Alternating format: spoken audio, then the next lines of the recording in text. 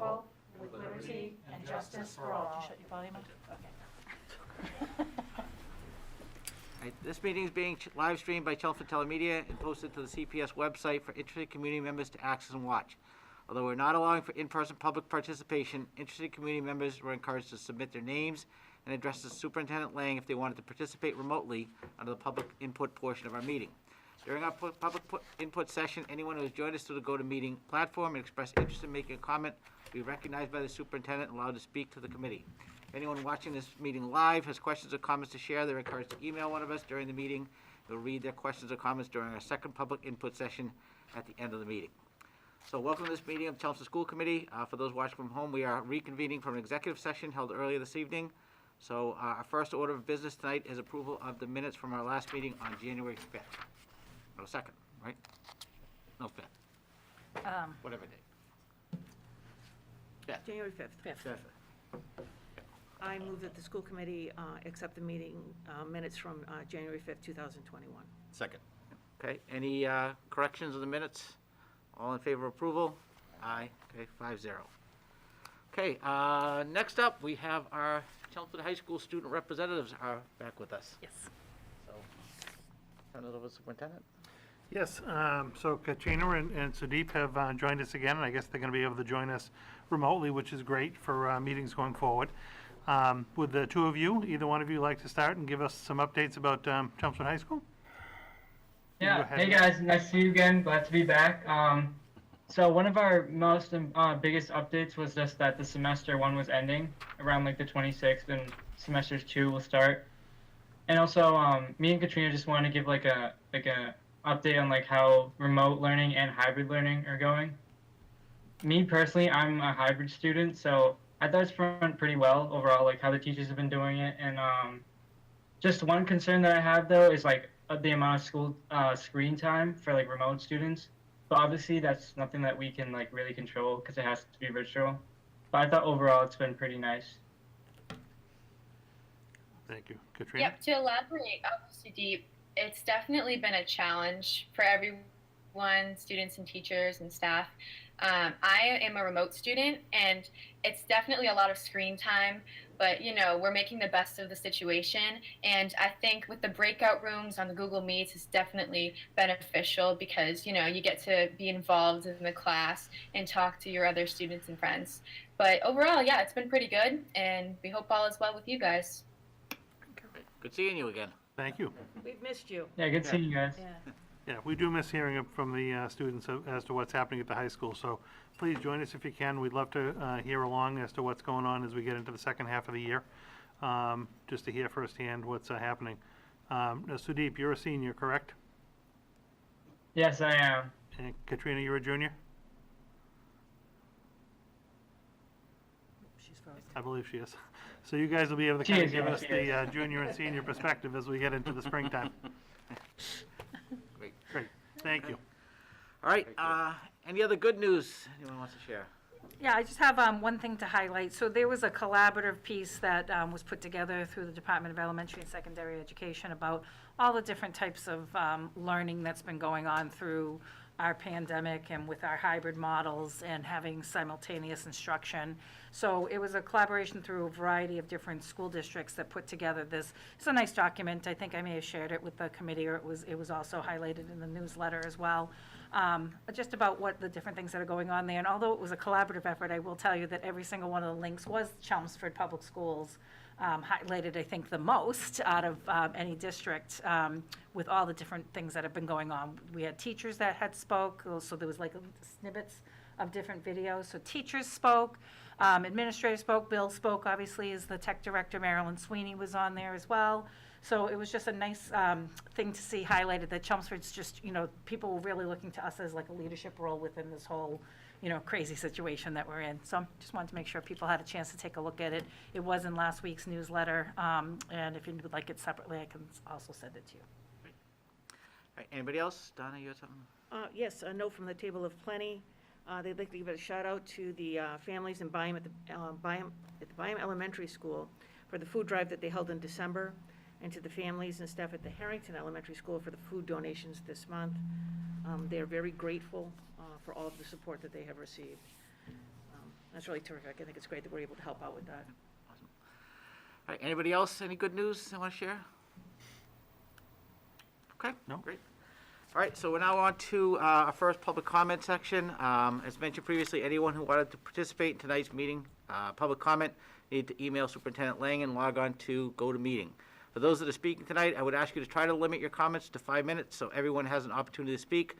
Also remember that this comment period is for items listed on tonight's agenda. Although we will not be responding directly to your comments during this part of the meeting, we'll try to address them when we get to that item in the agenda. So at this point, I'll turn things over. Great, yeah, we've actually had a few people register to speak this evening. Our first two speakers are Lauren Cochran and Katie Sullivan from the Teachers Union. If either one of you wants to unmute, you're welcome to join us. Thank you. Katie and I are both going to share this opportunity to talk to you. Good evening, members of the school committee, Dr. Lang, Dr. Hirsch, and others who are in the room. Thank you for allowing us this time to give you an update on issues from the Chelmsford Federation of Teachers Union. We realize at this time you cannot respond verbally to our questions, but we are hoping you can continually try to find answers to concerns that our members have. And Katie? Our first concern are dashboards. We have heard that there are two COVID dashboards. One that staff are shown online that has to do with cases that impact staff and students in the building. But we hear there is another dashboard that tracks students and staff that have not been in the building who have tested positive. Union members are still concerned with the information regarding COVID cases. So our question is it true that there are two dashboards? Our next concern is contact tracing. There have now been several cases where a person that was exposed to COVID has not been notified until after their quarantine period ended. Clearly, contact tracing is proving difficult. We appreciate the ongoing efforts, but our members are alarmed when they haven't quarantined when they should have. Our question is, please share the protocol with us to give our members regarding how contact tracing is done. We would really love to have a nice protocol to show them. Our third issue is the sprinkling of students, remote students, into hybrid classes. We thank Dr. Lang for allowing us to see the December data pool of students who are remote and hybrid. After reviewing the data, we have a question as to why a remote academy was not created. The sprinkling has caused much stress for our members. A couple of questions we have. Have you shared this data with the school committee? Also, are you aware that at least the data at the high school is not accurate? Many students are opting to stay remote on any given day. It has been an ongoing issue. We appreciate the email Dr. Lang sent to all staff regarding the sprinkling of remote students during COVID. Even though we are grateful for his explanation, our members still feel there was a miscommunication of the MOU where it pertained to remote and hybrid students. Also, per the MOU, teachers were supposed to sign off and agree to having remote students in their classes. This has not been done, and we recommend that it be done immediately.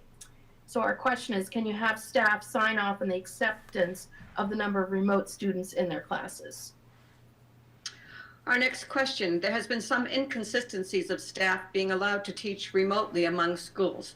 According to the MOU, remote assignments are determined by building administrators. Our question is, can central administration please intervene with the school administration to make sure our members are treated fairly and equally with regards to remote assignments? Our last issue is standard-based report cards. Our question, are parents of the middle school students aware of the major changes that will be done to their child's report cards in September of 2021? Also, how many parent meetings have there been with regards to these changes? That's all our concerns for today, and we love the fact that we do meet with Dr. Lang on a regular basis, and we have open and clear communication, as we do want to have with the school committee. So thank you for listening to our concerns, and we hope that the school committee, administration, our union can work together cooperatively and successfully for the betterment of students and staff of the Chelmsford community. So thank you, everybody. Stay healthy and safe. Thank you. Thank you. Thank you, Lauren and Katie. Good night. Good night. Our second speaker this evening is Arun Venugopal. Arun, can you hear me? I can. Hello. Good evening. Good evening, and you're welcome to unmute as well, and then I will help advance your slides for you if you give me 1 second. Thank you very much.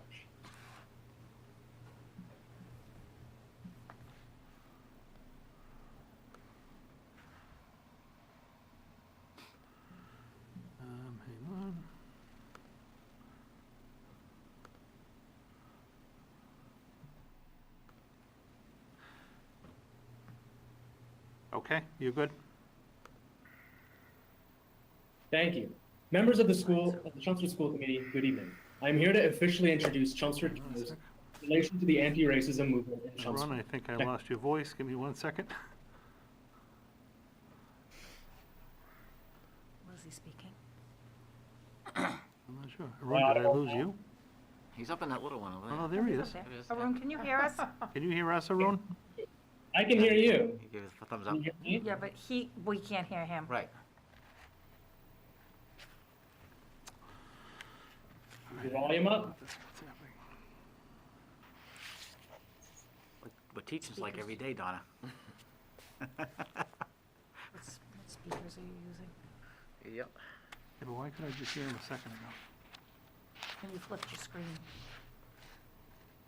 All right, Arun, can you try to talk to me again? Hello, hello, testing. Can you hear me now? Yeah, no, he's not coming through. He's not muted, is he? No, No. No, no. Oh, he's green. he's green. It says that. Can you go to your, It was when I was there, right?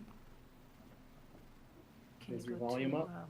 go to meeting and see if it has it in your settings, which speakers we're using? I don't think that's the case, because I just had him on. Well, let's just double check. So, can you go down on those microphones? See what we have for I options? got no option. School committee room, can you go to school committee room?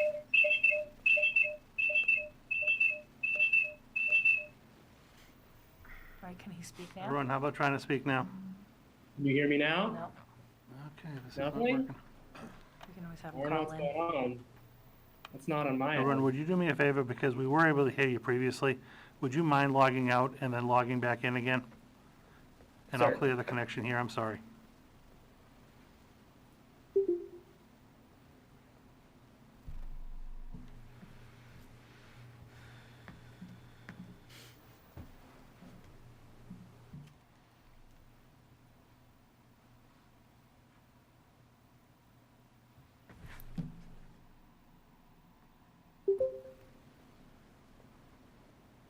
Hello, hello? And, Am I audible people can now? hear at home, it's only us not being able to hear. Oh, that's strange.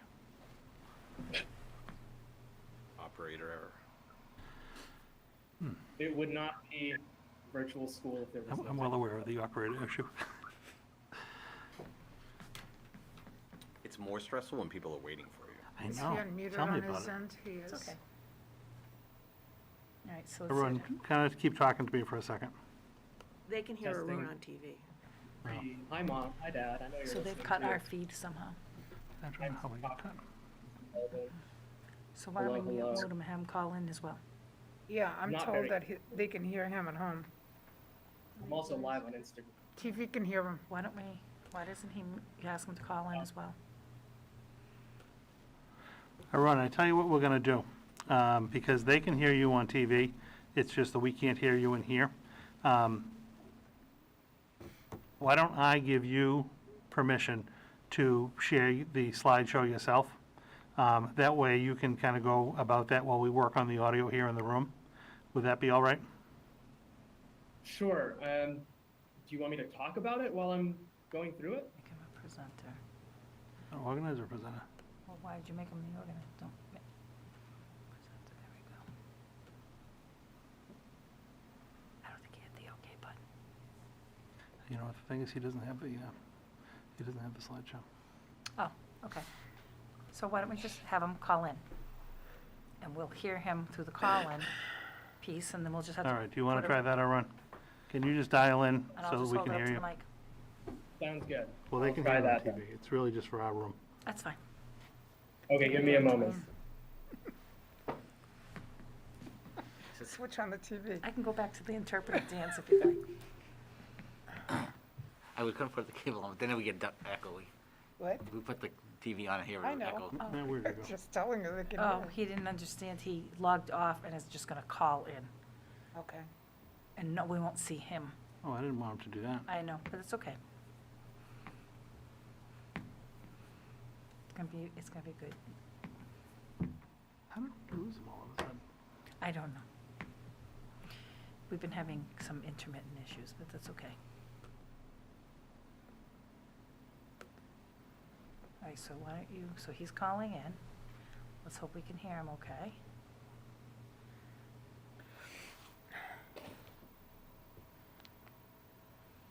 Next, the only other option is he can call my cell. You put him back on, he calls my cell, I put my cell on. Hello, hello. Am I audible this time? Mic's off. Yeah, no, you want the one mic off, but that one's on, but we still can't hear him. So I think what's gonna have to happen is he stays on. I'm gonna email him my cell phone number, and he's gonna call my cell phone number. Ron, I promise we're gonna make this work here. Hey, slow and steady. I'll be right back. I'll call this number Okay. that's being sent to me.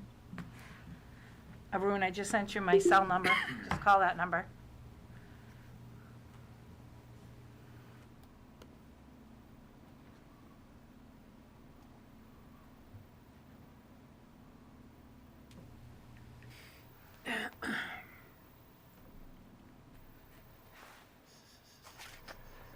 Before I put you on TV, I'm gonna assume this is you, right?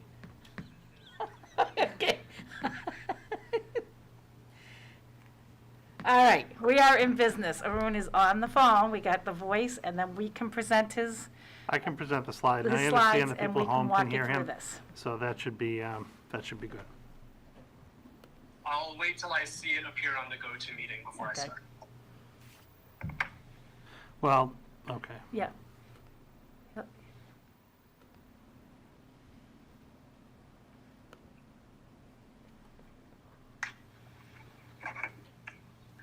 Can you see that? Yeah, can you see what's up there now already? Yep, I can see it. Okay, so just put it. Shall we begin? You sh- We yeah, shall. Hold on 2 seconds, and, okay, you shall be in. Wonderful. Members of the Chelmsford School Committee, good evening. I am here to officially introduce Chelmsford Cares and its relation to the anti-racism movement in Chelmsford. Next slide, please. My name is Arun Benagopal. I am a graduate of the Chelmsford High School class of 2015 and class of 2020 graduate at Northeastern University with a bachelor's in physics and music. I'm currently part of the Teach for America Corps in Memphis, Tennessee, where I teach 8th grade physical science. I represent Chelmsford Cares as the Town and Public School Administration Liaison. Next slide, please. The Chelmsford Coalition for Anti-Racist Reform in Educational Systems was grown out of public interest after the George Floyd vigil in Chelmsford Commons on June 5th, 2020. The organization's purpose is to fill in the gaps between the various anti-racist organizations, individuals, and resources in and outside of Chelmsford. We seek to support, connect, and unify all of the efforts through this centralized coalition. Next slide, please. CARES is comprised of a core council. The liaisons in this core council have specific assignments and connections that they communicate with. Certain liaisons oversee committees of volunteers who target specific areas of reform. Some of the committees have organized into smaller, action-oriented task forces that are dedicated to specific things, such as reviewing existing curricula within Chelmsford Public Schools. Next slide, please. The black boxes indicate our core council liaisons, and the gray boxes represent committees and task forces. My role as town and school administration liaison is to communicate with town officials, school administration, and connect with anti-racism advocates outside of Chelmsford. Next slide, please. I'm aware the town's current effort includes a racial diversity and equity.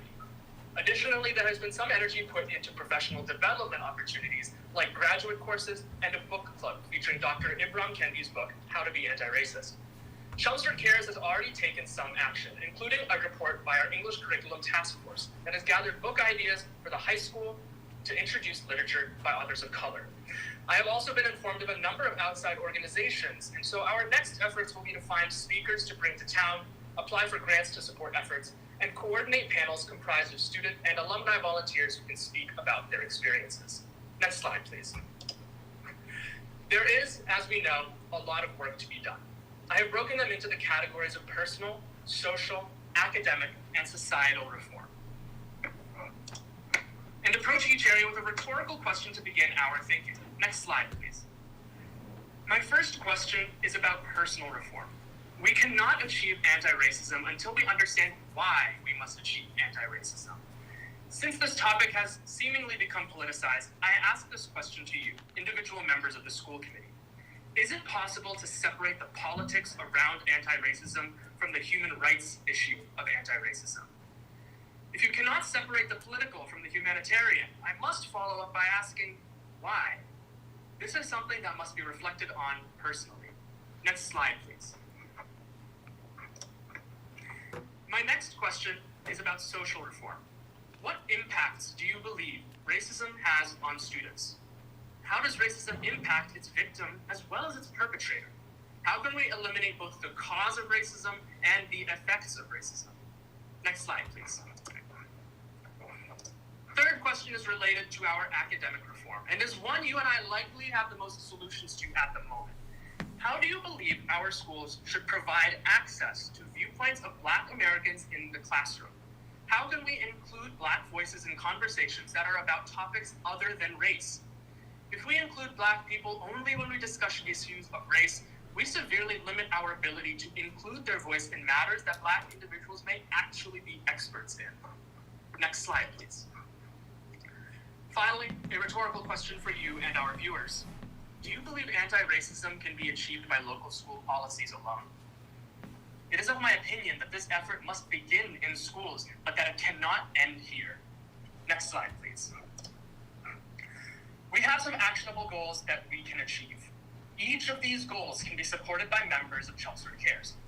Please click once to show how we can support. Thank you.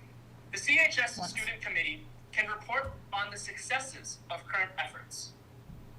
Admin liaisons can provide support with developing student-facing responses, and community liaisons can provide resources to teachers through their connections to organizations and stakeholders around Chelmsford. The Curriculum Committee and Task Forces can support the revision and updating of curriculum, and the Town Liaison can facilitate the collaboration between the town and school leaders to draft systemic changes into policy, as well as forge relationships with anti-racism organizations and advocates outside the town. Next slide, please, to close. In closing, I present a quote by the Honorable Dr. King Jr. We cannot walk alone. Chelmsford Cares cannot function without the various efforts being undertaken around the town, and we believe that these efforts will be boosted by the presence of this group. Cares can fill in the gaps between the school committee and groups affiliated with the town, allowing a unified front against racism. Chelmsford is in a unique position, poised to become a leader in racial justice and advocacy on numerous levels, but we cannot do this work alone. I'm looking forward to beginning and continuing this collaboration, and I hope that we can achieve these goals in the name of providing the most inclusive, meaningful education to all of the students that pass through the halls of Chelmsford Public Schools. Members of the school committee, Dr. Lang, Dr. Hirsch, thank you for your time. Arun, thank you very much, and sorry for the technical difficulties. We work together. Thank you very We much. worked it through. Thank you. Bye, Ron. Thank you. Thank you. Thank you. Anybody else? No, those are all our only speakers for the All right. evening. I'll just make mention, we have gotten several emails before the meeting started, just since they're on topics that we're going to be discussing. A couple people have emailed about the changes to close contact protocols. Tracy and Antonio Tronosco and Chris LaValle just voicing some opposition to that, particularly for the younger children, since it's hard to maintain a 6-foot distancing. And then Jen Ball emailed in some opposition to pool testing in terms of COVID, just because of the anxiety it would cause in younger children. So those are issues that are going to come up, so I figured I'd mention them now before we get going. Okay. All right, so I guess now we're on to new business. Yes, we've actually got a full agenda this evening with some good topics to discuss. First one is a presentation by Robin Adams, our Director of Community Education. And Robin, can you unmute your mic and let's test and make sure that we can hear you? Let's hope this works. Can you hear me? It did, yes. Oh, So Robin is actually going to join us this evening and talk a little bit about the community education program and some of the work that they're doing over at Westland School. So Robin, I will pull up the PowerPoint for you.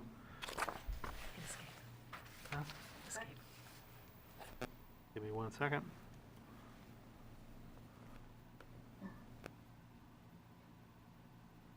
Oh, no, it's gone.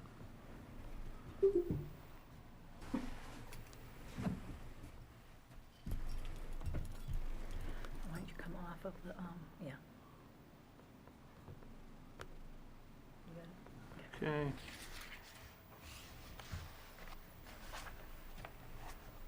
All right, Robin, you can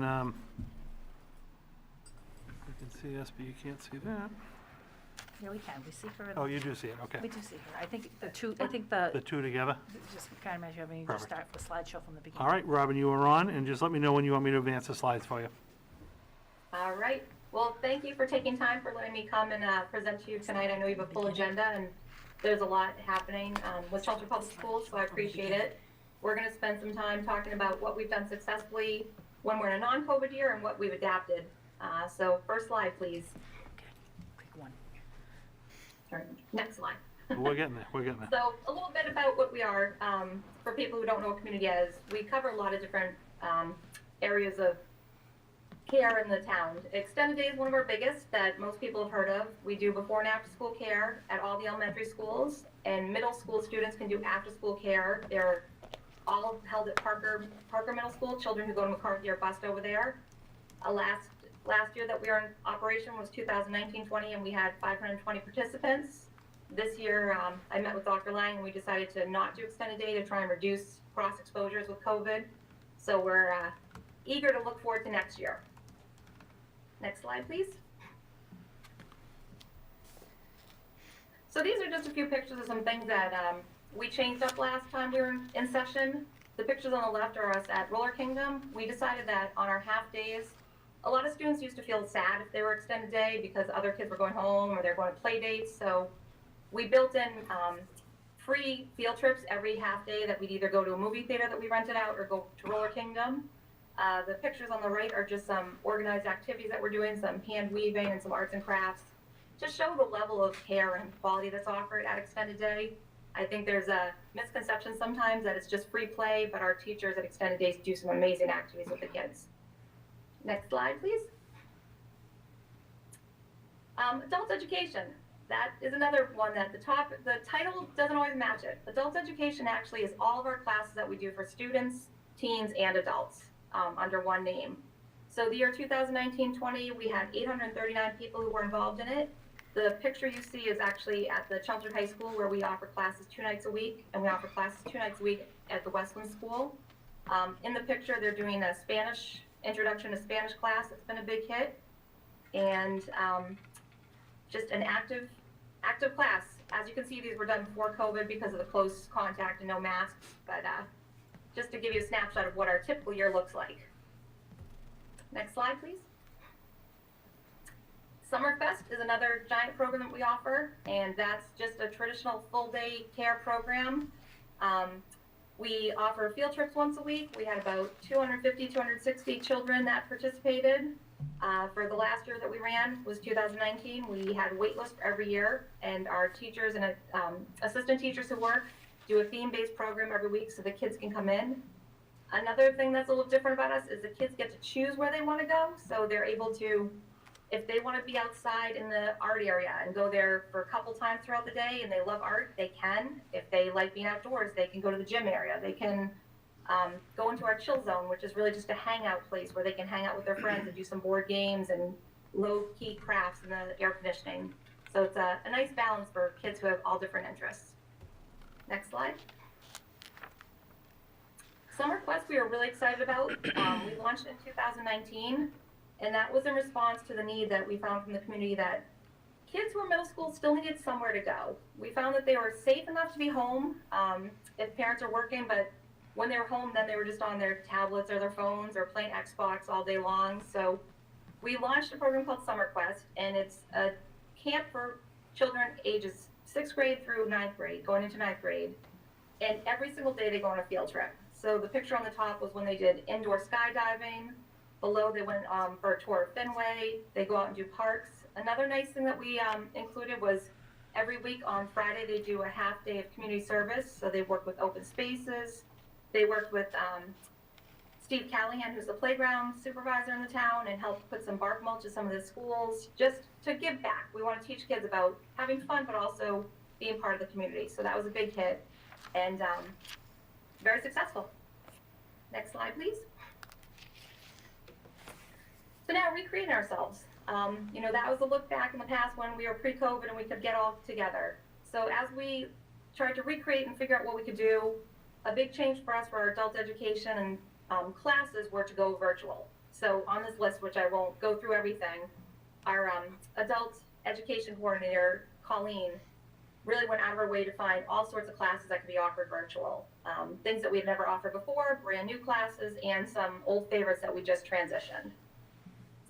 Next slide, please. So this is an example. Zumba has been one of our most popular classes the past few years. Aaron in the front is the instructor, and he has a group of people who sign up the second the class starts. When we went to remote, we decided to go online to see if it will work, and the picture on the right is all those same people. They would log in each week and work out with Aaron. Next slide is our cooking classes. That again, we usually have them in person at the kitchen of Westlands that we've revamped over the past couple of years with some new equipment. We went online to see if it would be a hit. All of those pictures are taken from classes we offer. They're not stock photos. We have some amazing chefs from Boston that do our classes, and we just added some additional kids classes that are running in our brochure right now. So we had a Saturday morning breakfast where they learned how to make muffins and I forget the other item, but just some quick items that they could do with their parents at home and learn some basic skills. And then these are some examples of some of the more advanced adult classes we offered. Next slide, please. Lions Pride. Lions Pride is our full-day preschool program that's upstairs at the Westland School. I want to take a few minutes and show you some slides to just give some real credit to our teachers and the staff that work there. When we decided to come back, we got approval. Dr. Lang and I met during the summer, and we decided mid-August that we were going to try this. This was still when people really didn't understand much about COVID, how it spread. We were still washing our groceries when they came in the house. So our team really stepped it up, and we were we took children the last few days in August so that the public school teachers could go back to school and do their 10 days of prepping. So what we did is we expanded our classrooms so that we had less kids per class. We reduced our student-teacher ratio. And then we had all of our teachers come in the same shift so that there's no rotating of teachers and lunch break coverage. We have 2 teachers per room. And it's been a huge hit. And the next few slides are just adorable, so I wanted to share them. Hey, Robin, can I stop you for just a second? Yeah. So we're having the same situation, so it looks like we get cut out at some point. So could you do me a favor? Pause, get your cell phone, you have my number. Could you call my number so that we can hear inside and the TV people can pick up for the outside audience? Sorry about that. Okay. I don't know why that's dropping like that mid-call. Well, But the video would be dropping if it was the other. I don't know. So which one will I mute? Just Dr. just Hirsch. call my cell Okay. and I'll pick up. Like I usually do. Okay, can you hear me? Yeah. Okay, if you just want to put yourself on speaker and then put your phone down, talk, and I'm just using this as a speaker method. So if you just want to continue with your presentation, leave your phone on, I'm having this open for them to hear, okay? Similar to what I did for a. computer screen now? No, you're fine, all you need to do is just talk. Okay. All right. Is that better? Perfect. Yep, you're fine, go for it. Okay. So what I was saying was our adorable children. For what you missed, I was just talking about the Lions Pride teachers that came in and they opened the first few days of school and have done an amazing job with the youngest students in Chelmsford. So these are examples. Parents always wonder how our kids can do it with masks and what it looks like. These are our toddler 2 classrooms just doing parallel play. Next slide.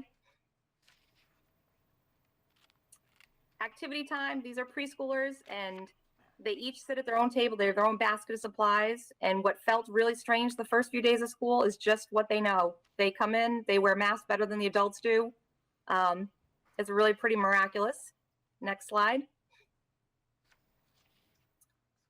Preschool readiness. I can never waste a minute to share with you about the academics that are taught in our school. Again, Lions Pride is a full day, so people often call it daycare and don't understand the academics that are happening. The way I describe it is we're a school for young children. We do offer the full day for working parents, but if you can see, those kids are each holding up the letters that they hunted around that match the first initial of their first name. And these are 3-year-olds. Next slide. fine motor skills, self-explanatory.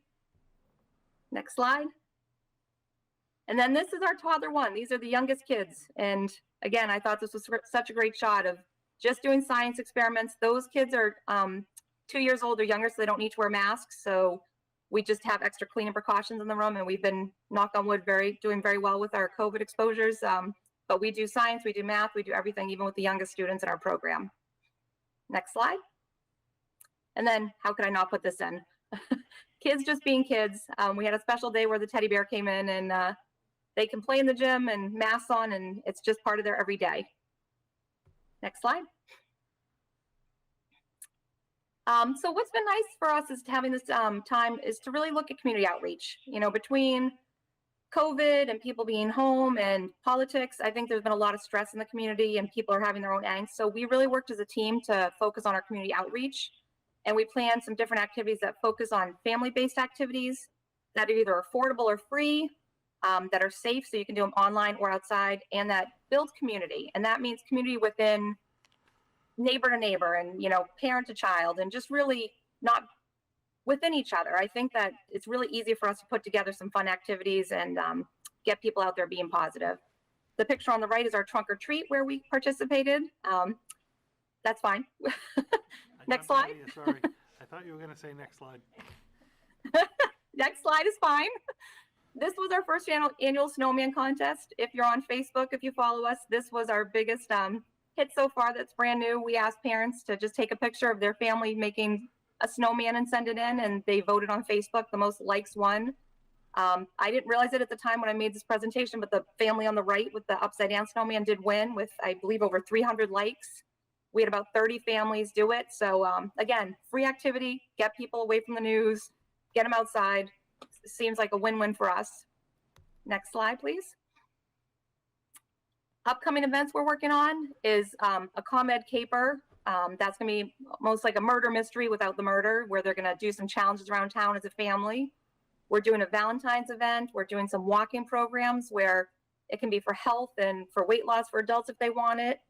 We're gonna be making some take and make crafts for families who are still locked in and wanna have some activities for the children, and some long-term big festivals. Once we can get back outside, we have some pretty good plans to have almost a neighborhood block party and let some families come out and get back together with each other.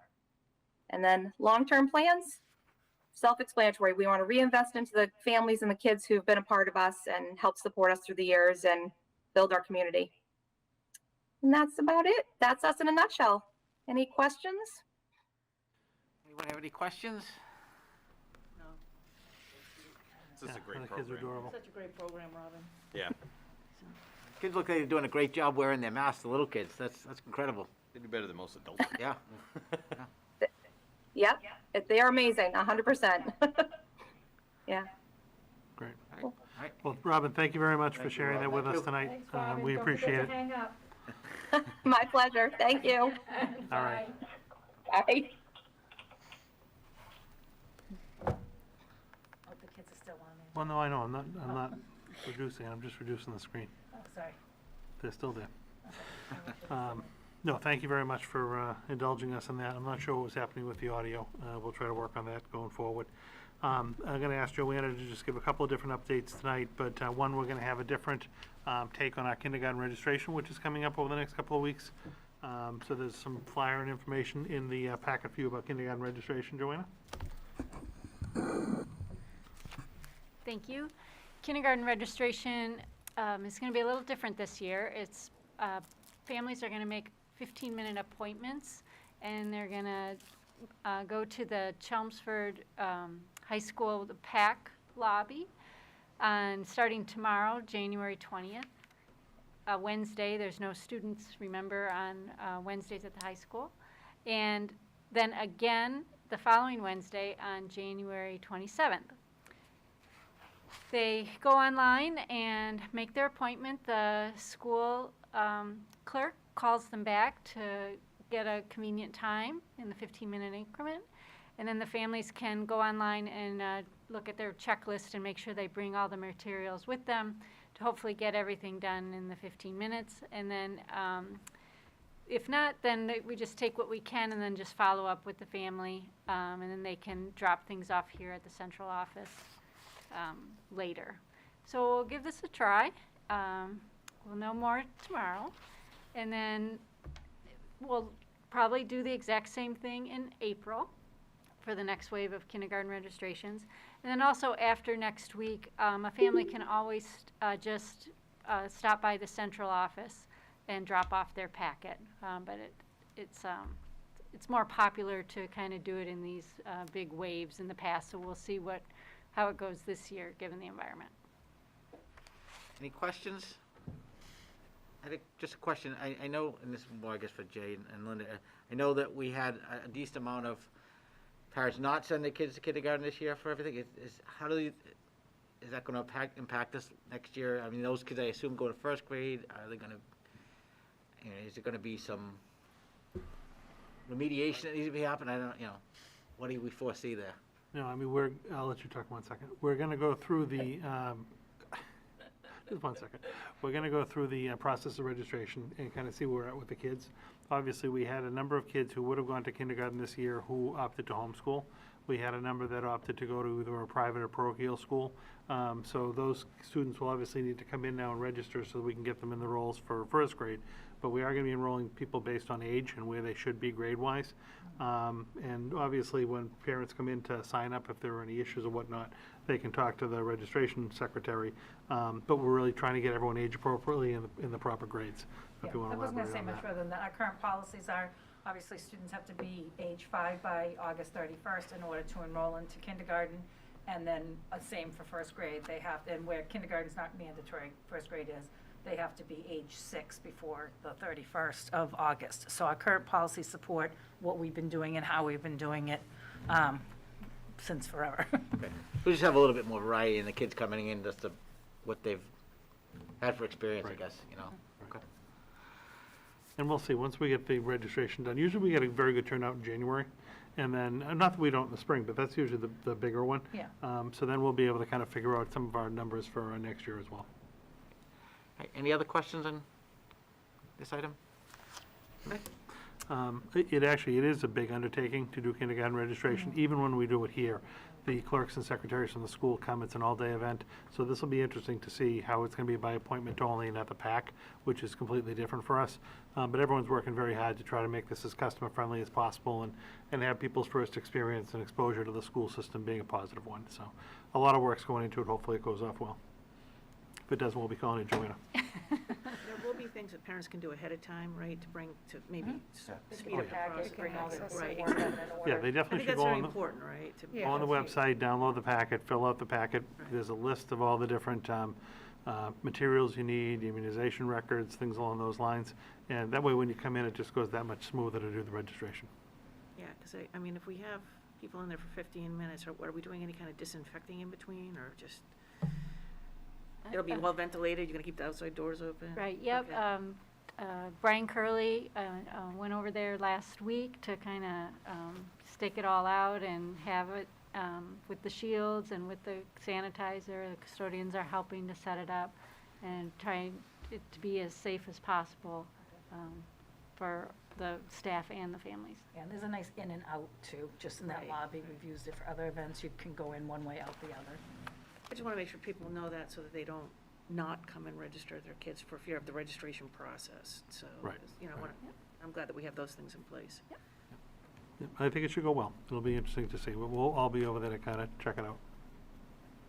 Great. Next, I'm just going to ask Assistant Superintendent Hirsch to provide an update. I know we did one at the last meeting, but then we immediately got additional information on MCAS, so. Change again This is, We this did, is but the, there's yeah. something new and exciting every week coming out of Came DESI. today, didn't it? Well, it just came out, but they really don't get too excited. There wasn't a lot of information in it. So this is actually the third MCAS update. I feel like this is what I do at school committee meetings now. But just to give you a little bit of background, what I had gone over prior to this was, this has been an ongoing discussion. Originally, we were supposed to give the MCAS to our seniors. The juniors that are now currently seniors that had missed the opportunity, and they made some changes and all of that. So what is happening now is the class of 2021 is still only going to meet the competency determination by going to their ELA class and their math class and meeting our requirements for graduation. If students would like to test, they still may test.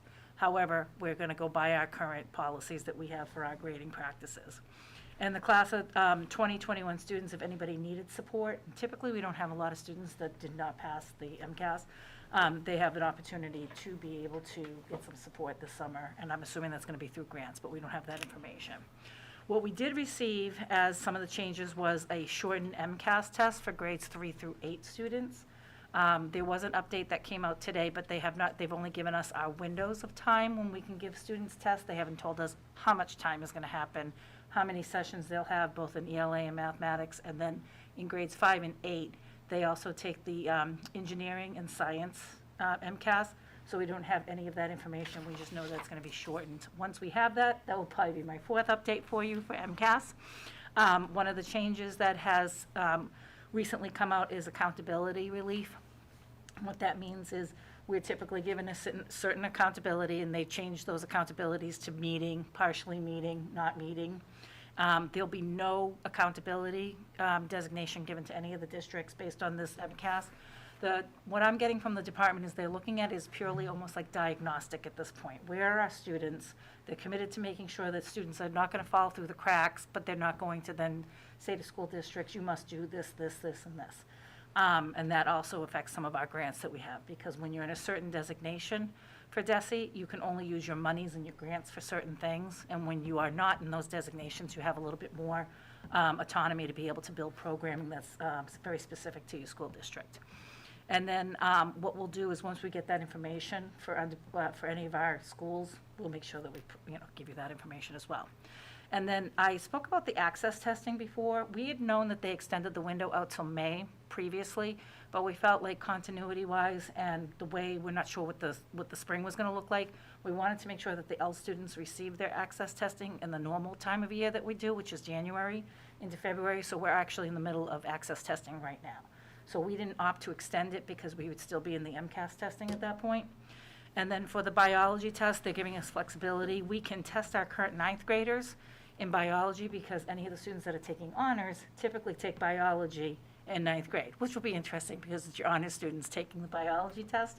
But it would be good to be able to keep them on that same trajectory. So then when they go into their sophomore year, they'll be just taking their ELA and mathematics and not 3 tests. So those are some of the updates that have just recently come out. The one that came out today, there wasn't a lot of information, just the testing window dates so that we can at least start making some plans. Parents have the option to opt out. The state accountability, there's no option to opt out of it. It is part of the accountability system. And is the plan still that this all in-person testing? That's still to be determined. I'm sure that's probably why today's update came out. We get a weekly update from the MCAS Center, and they probably are still trying to work out some of those kinks. Could you explain the accountability piece again for me? Sure, we used to have levels. There was a level 1, level 2, if you remember back in the old days. So now they've moved it to be more in alignment with what we're used to, which is meeting, exceeding, meeting, partially meeting, forget the last one. Okay. We don't go anywhere near that. We had ended up 2 years ago, remember, in the partially meeting, which is what most districts ended up in, accountability-wise. Right. I don't anticipate any, moving forward, any additional, issues or not being in at least partially meeting, if not moving closer to exceeding. But the accountability piece was to determine if schools were making effective progress with students. Right.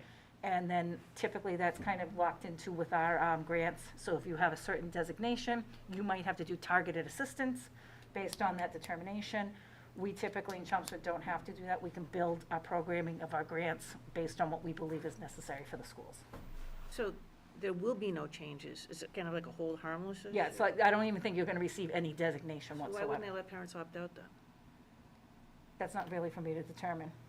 Well, I think you should. It's also, if it's diagnostic, it just gives us another data point. So we have our I talk about our internal benchmarks, we have our grading systems, we have our, an outside piece. If you put that all together and you triangulate it together, then you get a good idea of how students are doing. And I agree. I think Chelmsford does a good job with the diagnostic. I think there are other districts that may benefit from, using the MCAS as a diagnostic tool. But I guess, my concern is, how are we gonna pull this off? And what about parents who don't want their kids to come into school to take the test? What is their option? We don't have one for them right now.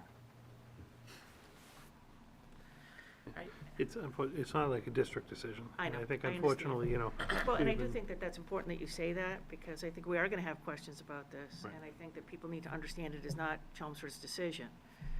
If it was, we'd be making much better But decisions. I think the But- state has heard the concerns, and I think they're trying to wrestle with, how to actually roll this out, what to do with the data. Districts have been very clear that, if, I think everyone would prefer to just suspend the test for the year. Right. If that weren't the case, minimally use it as as Linda indicated, like just a quick assessment of where kids are to be able to help for our planning in the follow-up years. I wish that, because we do already have those diagnostics in the district, Right. that we could receive some kind of a waiver to not have to do now another Exactly. diagnostic. But it's not our call, and it's still all just being worked out at the state level. Right. And by the time we meet in 2 weeks, something else could change.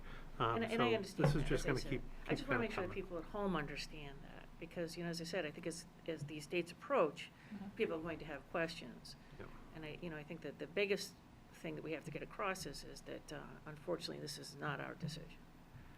Right. So, Anybody else questions, Mary? we don't dictate MCAS, I mean, it's state dictated. But, one of the things that's interesting about their memorandum is their acknowledgement all throughout the memorandum that learning losses will escalate as students remain in remote hybrid models in this academic year. And they point that out everywhere. And then continue to talk about the fact that MCAS will be used as a diagnostic test only. Now, has there been, do we know if there's any discussion that the diagnostics is being done in order for the state to provide additional type of mitigating education to students who haven't been able to reach whatever the attainment should be in their particular level? No discussions on this yet, right? No, we haven't received anything. I mean, typically they do that like through grants. So they have, some type of a support grant to help school districts. Because the state itself doesn't typically come out and say, we are going to provide you with this. It's usually, here's some money so that you can provide it. Assistance grants. Yeah, so if anything comes out, which would be very helpful, it would be great if it came out in an assistance grant Yeah. so that we could build a program for anybody before school, after school, during school. Similar to what we do with our Title I funds, right? This is what we use that money for. We Right. have interventionists in our schools because of things like that. But this will be very interesting to see if, what the diagnostic says, Right. right? And then, put that together with our internal data, and then also see what you receive on Comes the out other of that. end. Because just going along that, it says members of the class of 2021 will have opportunities to receive additional academic support this spring and summer. Who's providing that? That would most likely fall on the districts. Well, and I think that this is why they've got to hurry it up a Yeah. little bit, because we're in the middle of our, planning for our budget and stuff like this. And Right. it's either us or it's them. Mm-hmm. So if we're going to build in some type of compensatory services or, additional help for kids who may have fallen behind, it would be nice to know if we're going to get some money from the state, It would be. so that we could, factor that in. Yeah, and I would have to say, I mean, if you look at our budget, we don't typically wait for the state I know. for that anyways. I mean, we have the tutors built in. Again, we use our Title I funds Absolutely. for everything. So I think if you wait for the state, you might be waiting a long time. Absolutely. I think I'm just expressing my No, it's frustration. frustration, I get it, and I think too, I mean, when they're focusing on helping the kids still in class of 21, who have to achieve this, on a positive note, I mean, then we have, was it a half a dozen? Yeah, If maybe. that, students who we're trying to help, get through their determinations for this year. So, unfortunately for us, unfortunately for a lot of other districts, there's a lot bigger pool that they're trying to target. But for us, we know exactly who the kids are who have struggled, who need extra help, and they're getting that with our current resources. We don't have as big of a problem as some of our other neighboring Right, districts. which is why, reading this, it's not clear to me, and we started seeing some of our assessments and the results of our own assessments within our district, but if they're going to be offering grants or opportunities that, we can, is it using their data, is it using the district's data? what is it going to be? So there certainly is a need here for greater clarification so that we know how to proceed, not, budget-wise, which is very important, and also on what kind of assessments do we do or don't we do? Typically, when it comes just historically to something like that, what they're laying out is basically they want to use the MCAS as the assessment, as the diagnostic to figure out where the holes are across the state. Then they would usually do some type of a targeted assistance grant towards districts to try to reach a particular level of improvement.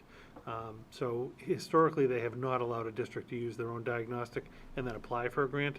It's usually formula-driven, based on performance on their, say, MCAS assessment.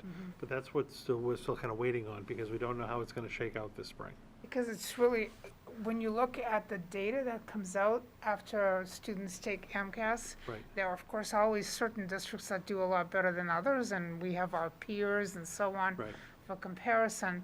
So at what point will they draw the line of what's the standard and what isn't the standard, and Right. what needs to be met? And where does the district then decide, well, we want to keep to our own standard, and this is what we're going to offer, given our budgetary constraints? So this memo, when you read through it, is quite interesting.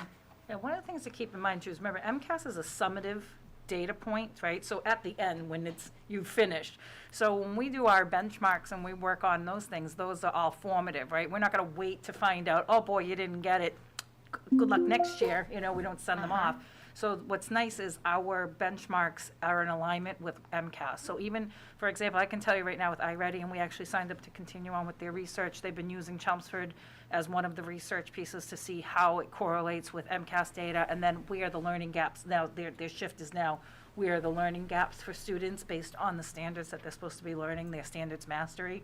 So I feel comfortable with any of our internal benchmarking that we do, because A, it gives us information in real time to be able to address something, and it's in alignment. We find that students tend to score similarly than they would on the MCAS based on it. So I just like the fact that we don't have to wait for summative data when it's too late. Okay. Right, any other questions? So thus far, okay, and I think it was started back in November with our MASC resolution on MCAS, okay? We've talked about that, right, and pushed that forward. We talked to our representatives, okay? What is left for us to do? There's nothing left for us to do. With regard to MCAS? Yeah, with regards to MCAS. I honestly don't know what else you could do. I mean, the committee's made kind of a position. MASC has tried to follow that up. MASS has clearly tried to follow that up. We had several superintendents speak at the board meeting to try to just use this as the diagnostic for the year. Ultimately, that was unsuccessful, and, there is still a push for some type of assessment this spring. I think the state is just trying to figure out, how and what they could, because there's different feelings even at the state with regard to how to administer the whole process this year. And I think we're still in a little bit of a wait-and-see game. I don't know what else you could possibly do. Right, anything else on this? Okay, I'll keep you posted. yeah. I'm sure there'll be more. Wait for the next Stay memo. tuned. We'll have an I think, update at the next meeting. Yeah. Fourth item this evening, again, Dr. Hirsch had a meeting with the Subcommittee for Diversity and Inclusion with the town group. She just wanted to report that out. Yeah, so it was nice. It's another acronym, and I don't even really know how to pronounce this acronym, but it's the Diversity, Racial Equity, and Inclusion Committee, which is the town side. So we saw Arun tonight, so that's the student coalition that got together after, the events that happened. But the town of Chelmsford had already been progressive enough to have a Diversity and Equity Committee that they've been meeting regularly with. And one of their, charges was to have like a subcommittee group to meet with the Chelmsford Public Schools, obviously not as an authoritative body, but just where do they fit in? How do we connect? And then how do we connect the, student groups? And we, prior to Arun presenting tonight, Dr. Lang and I had a chance to meet with him as well, so I was able to give him some updates of this conversation ahead of time. And, it was just, exciting things to know that things are moving forward with that. So members of this educational working group was Susan McKinnon. She's a former teacher from Center Elementary School. Lauren Cochran, who is currently in the Chelmsford Public Schools, and she's one of our theater, she's the theater director and theater teacher at Chelmsford High School. also the president of the CFT. And Margaret Feeney is part of this group. I didn't have a chance to meet with her because she wasn't available for this meeting that we had set up, but she is in this subcommittee group, just to connect with the Chelmsford Public Schools. And what they did was nice. They sent a set of questions ahead of time for me to review and just gather some data around it. And we didn't really go point by point on the questions. It was just more of like a free flow information conversation about what was happening in the current school, in the school district, what we could do moving forward, where do they fit into all of this, and how do we kind of move them into the fold. So we spoke for a little over an hour. And I think what we wanted to hit upon is like professional development, what do we do? And we did have a slow start, obviously, to professional development outside of technology, because that was the big thrust, obviously, for the beginning of the school year. So I was trying to explain to them about the professional development opportunities that we had in the district, and it's obviously starting with the book group that we had put together, that also this committee was going to, they were very excited that this committee was going to be working on that as well. And then we moved into a little bit about speakers that were happening, that would be available. And then I went through the curriculum process for them and what we have currently for curriculum at the different levels to explain what's changed, what's still the same, and what we're doing moving forward. They touched a little bit about activities and clubs, how kids can participate in this whole movement towards equity and racial diversity. And we touched a little bit about hiring practices. That was more of our bigger picture piece of, there are some things that you can do in that, but it's going to take us some time to investigate.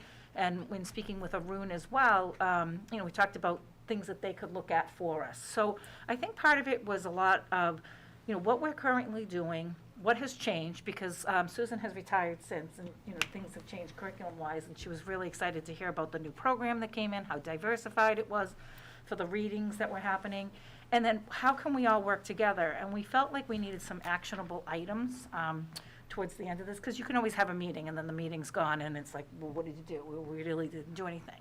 We thought some of the key takeaways from this would be if they could investigate different readings for us so we can continue with book groups for professional development as we go along, right? So in fact, Lauren had a book, it's the same author, Kendi, but along with another author called Stamped.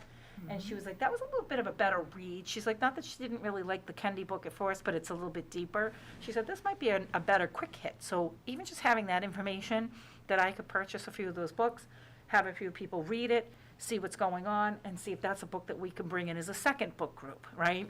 And then we talked a little bit about almost like, we talked about one group, one book, one district kind of initiative, but it's like, why can't we do a one community, one book through the public library? So there's a connection with the town that goes through the schools. And then we morphed a little bit into different speakers that could possibly come through. We talked about the council of schools, how typically they're very good about, if there's something you'd like for a speaker, we can have the evening piece for parents, but then if that speaker was available on a PD day as well, you try and correlate them together so that the teachers have the professional development during the day, but then parents can access and see that speaker as well and have the same message for their students. And we also thought it would be important that we regularly meet, right? Because again, you can say all these things, but then what comes of it?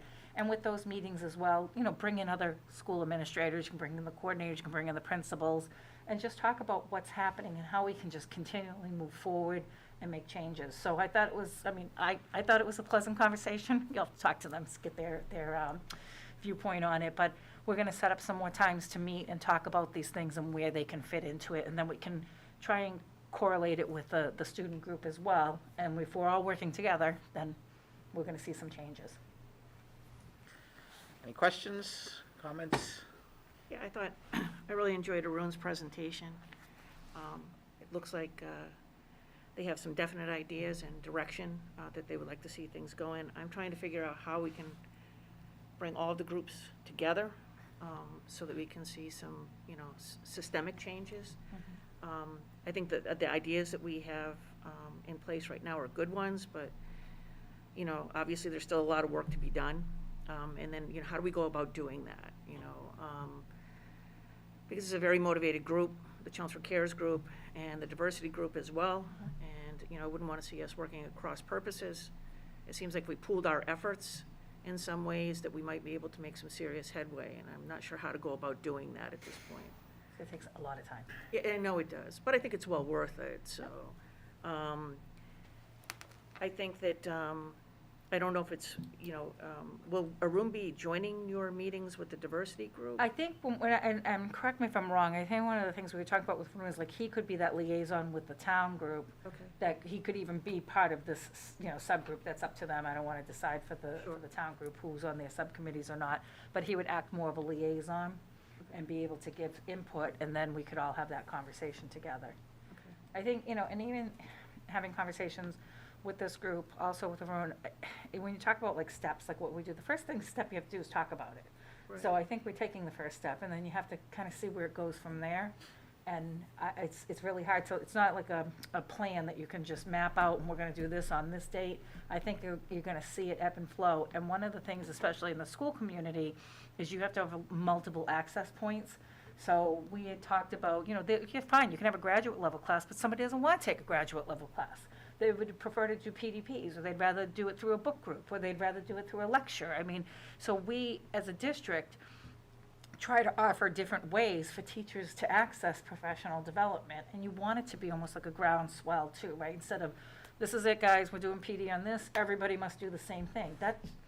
It's all well and good when you have to drive something through that's like a mandate, but that's not really well and good if you really try to make some really good changes in people's practice, or get them thinking about what they're doing, even simple steps. So I think just bringing it to the forefront is a huge step, because we haven't had a chance to do that yet. I know that Abby Dick had begun some work over the summer on taking a look at the ELA curriculum. Yep. And making some changes in that.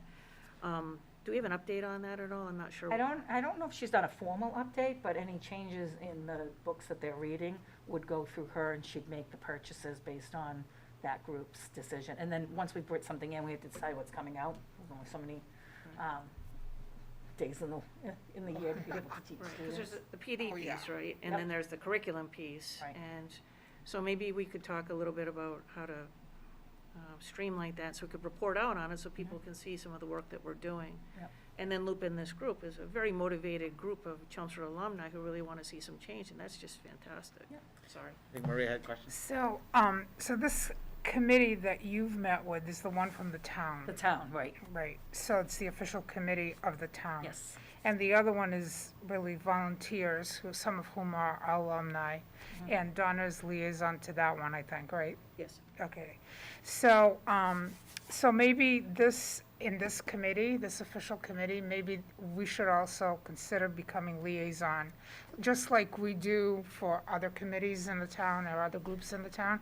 Anyway, they would need to approach us and ask and so on, but there it is. So that's one of the things. The other thing is, I think it has to become systemic. I mean, these are all great ideas, but what happens is if it doesn't become an integral part of the system, then this year we can have one idea, and next year it's not going to continue on, and so on and so forth. So what I'm seeing in some communities is that this whole area is actually becomes somebody's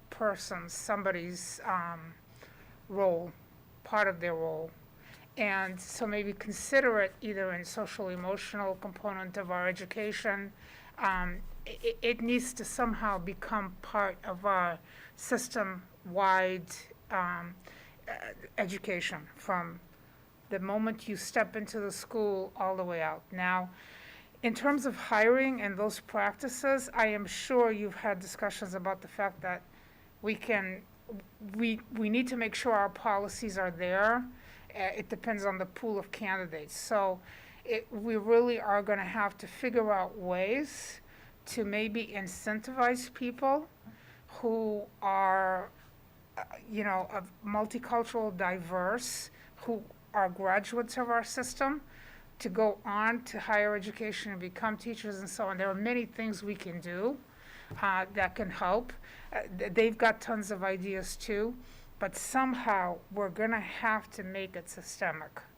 And I think this is, it's nice, we're doing some things, but it doesn't touch the entire system. And it's going to have to. That's very, very clearly it's going to have to. So one of the things that I'm seeing a lot of connections between what this committee is doing and what we have in our system, we have a very diverse group in the EL program. And the board met for the first time. We have a board this year. It met this, we had tons of ideas that, and they'll become clear. We'll report, we're going to have a general meeting and then we'll report. And there is a lot of linkage here. And what's coming out is the needs for each student from the very beginning that they enter our system to have a clear concept of self-identity. And their culture, their race, all of these things are part of who they are. And they need to feel they need to feel comfortable with who they are in our system from day one going forward. So this is starting to be discussions that we're having at EL Council. We'll bring some more of it into this. But this is gonna have to somehow, we need to figure out a way that we make it from day one to the end and beyond, because our graduates are right there in this wonderful committee. Other questions, comments? Did the book group start? Have you had meetings yet? Yeah, so the book group start, our admin one, because I had explained to this group, and, also Arun as the liaison to the student group, that the admin was doing this group as well as the school committee, and everybody thought that was super exciting. Because sometimes we forget that we have to have the background around this stuff too. You can't just go into initiative, because this is not, this is not my wheelhouse. So I'm learning as I'm going along. And to your point, Maria, about the systemic piece, one of the things we did talk about is with our MTSS initiative, this falls directly under the MTSS initiative with our different MTSS committees at the school level. So this is something that can be systemic because there are already pieces in place through the budget process and the hiring process and the recommendations that come from the principal, superintendent, to have these committees, these stipend positions. So this falls directly in line with that. I just think you have to have a starting point for them as well. One of the things, and I think Arun touched upon it tonight, is different grants. To break down that barrier, it's access for people that perhaps wouldn't necessarily go into the field, because it could be a monetarily piece, it could be, they just don't see themselves as an educator, is trying to look for different grants. We have a university right next door. Trying to have grants that do some type of, whether loan forgiveness, I'm making up, terms for things that I don't know much about, but that they could then take classes in education. So similar to what we do with the You Teach program over at UMass Lowell, that partnership with those students that come in that wouldn't necessarily go into teaching, like physics, to become a teacher, we could maybe possibly do something like that with a little bit more diversity. So we'd have to talk to the university level, and we have a direct connection with Dr. Angelo, who does the T program, which I'll report a little bit out on that at the next meeting, because that's still happening, but it's happening differently. Where he's in the education department, he's also part of bringing in those best and brightest within the country. Maybe he has some ideas around it, or could investigate some grants for us at the university level that could then bring in that diversity within the school district and bring people into teaching that wouldn't necessarily have access to do so in the first place. I think they started a Pathways program for some schools. Yep. That might be worth looking into. I don't have all the information on that, but it might be worth, as I said, looking into that. Thank you. Anything else on this? I just wanted to give a quick shout out to Jenna Ward. She's a Girl Scout who's also a part of the Chelmsford Cares, and she's working on her Gold Award and in the process of collecting books that would be incorporated into the classrooms around racism and diversity. And there'll be more information she'll be posting on some of the local Facebook pages and websites for people who are interested in learning more about it. Any idea how big that group is, the CARES group? It's been changing, I don't really know off the top of my head, no. Yeah. Did you say Chelmsford Library? No, sorry. Chelmsford Library has also reached out to the EL Council and offered for us to work with them to bring some more books into the library that would be accessible. So we're working on that. We will give a full report, but they're willing to do that too. All right. Yeah. Thank you. Budget stuff. Yeah, so now we got a few budget-related items. Joanna has prepared the second quarter financials, which run, again, July 1st of 20, right through December 31st of 20. So I'm going to ask Joanna to walk us through those. Overall highlights, we're in very good shape as far as the fiscal year is concerned. I have no concerns about salary accounts, non-salary accounts. As a very detailed report, obviously, with all of our local operating funds. It then has all the grant revolving funds and even our student activity funds. So Joanna's going to walk us through that report. Thank you.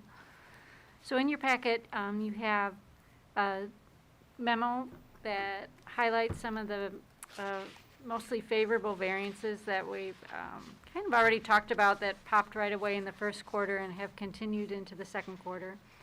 The year-to-date budget report through the end of December, so that's July through December.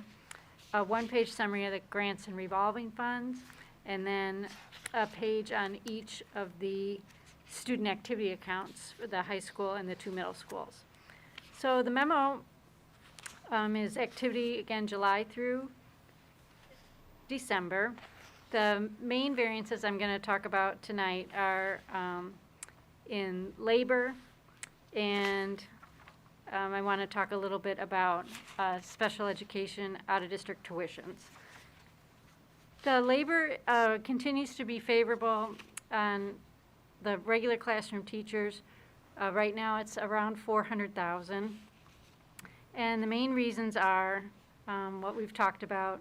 We budget at a master's step 3 for all the vacancies, and then depending on who's hired is what the actual salary is going to be. So we've hired teachers who do not have master's step 3 credentials, so that would be a favorable variance.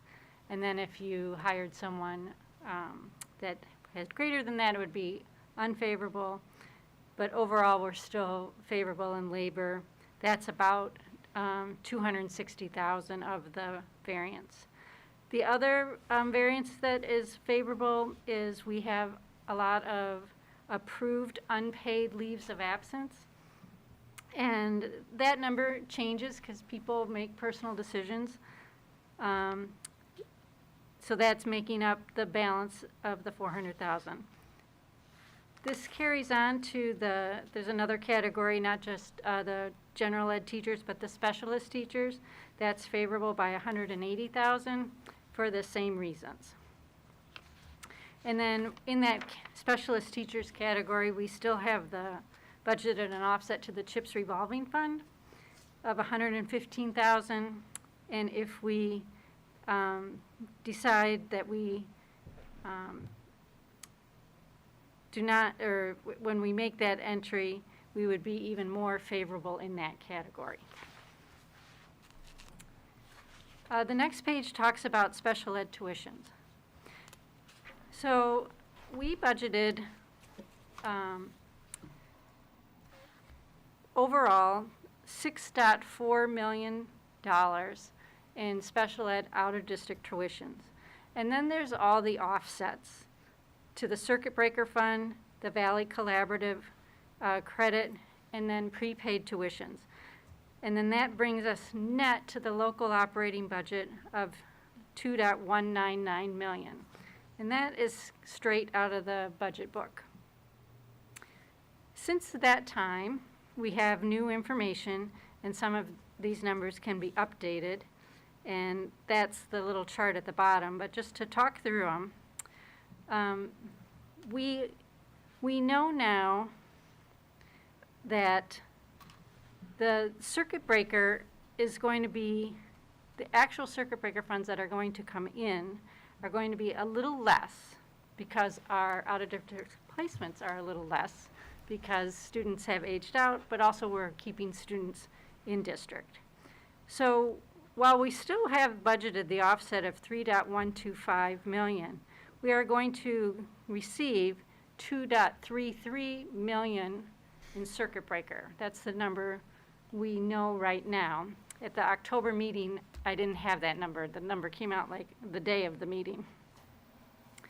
That's going to be significant because, remember, we can only keep a year in reserve in our circuit breaker fund. So our cap is going to be $2.33 million at the end of this year.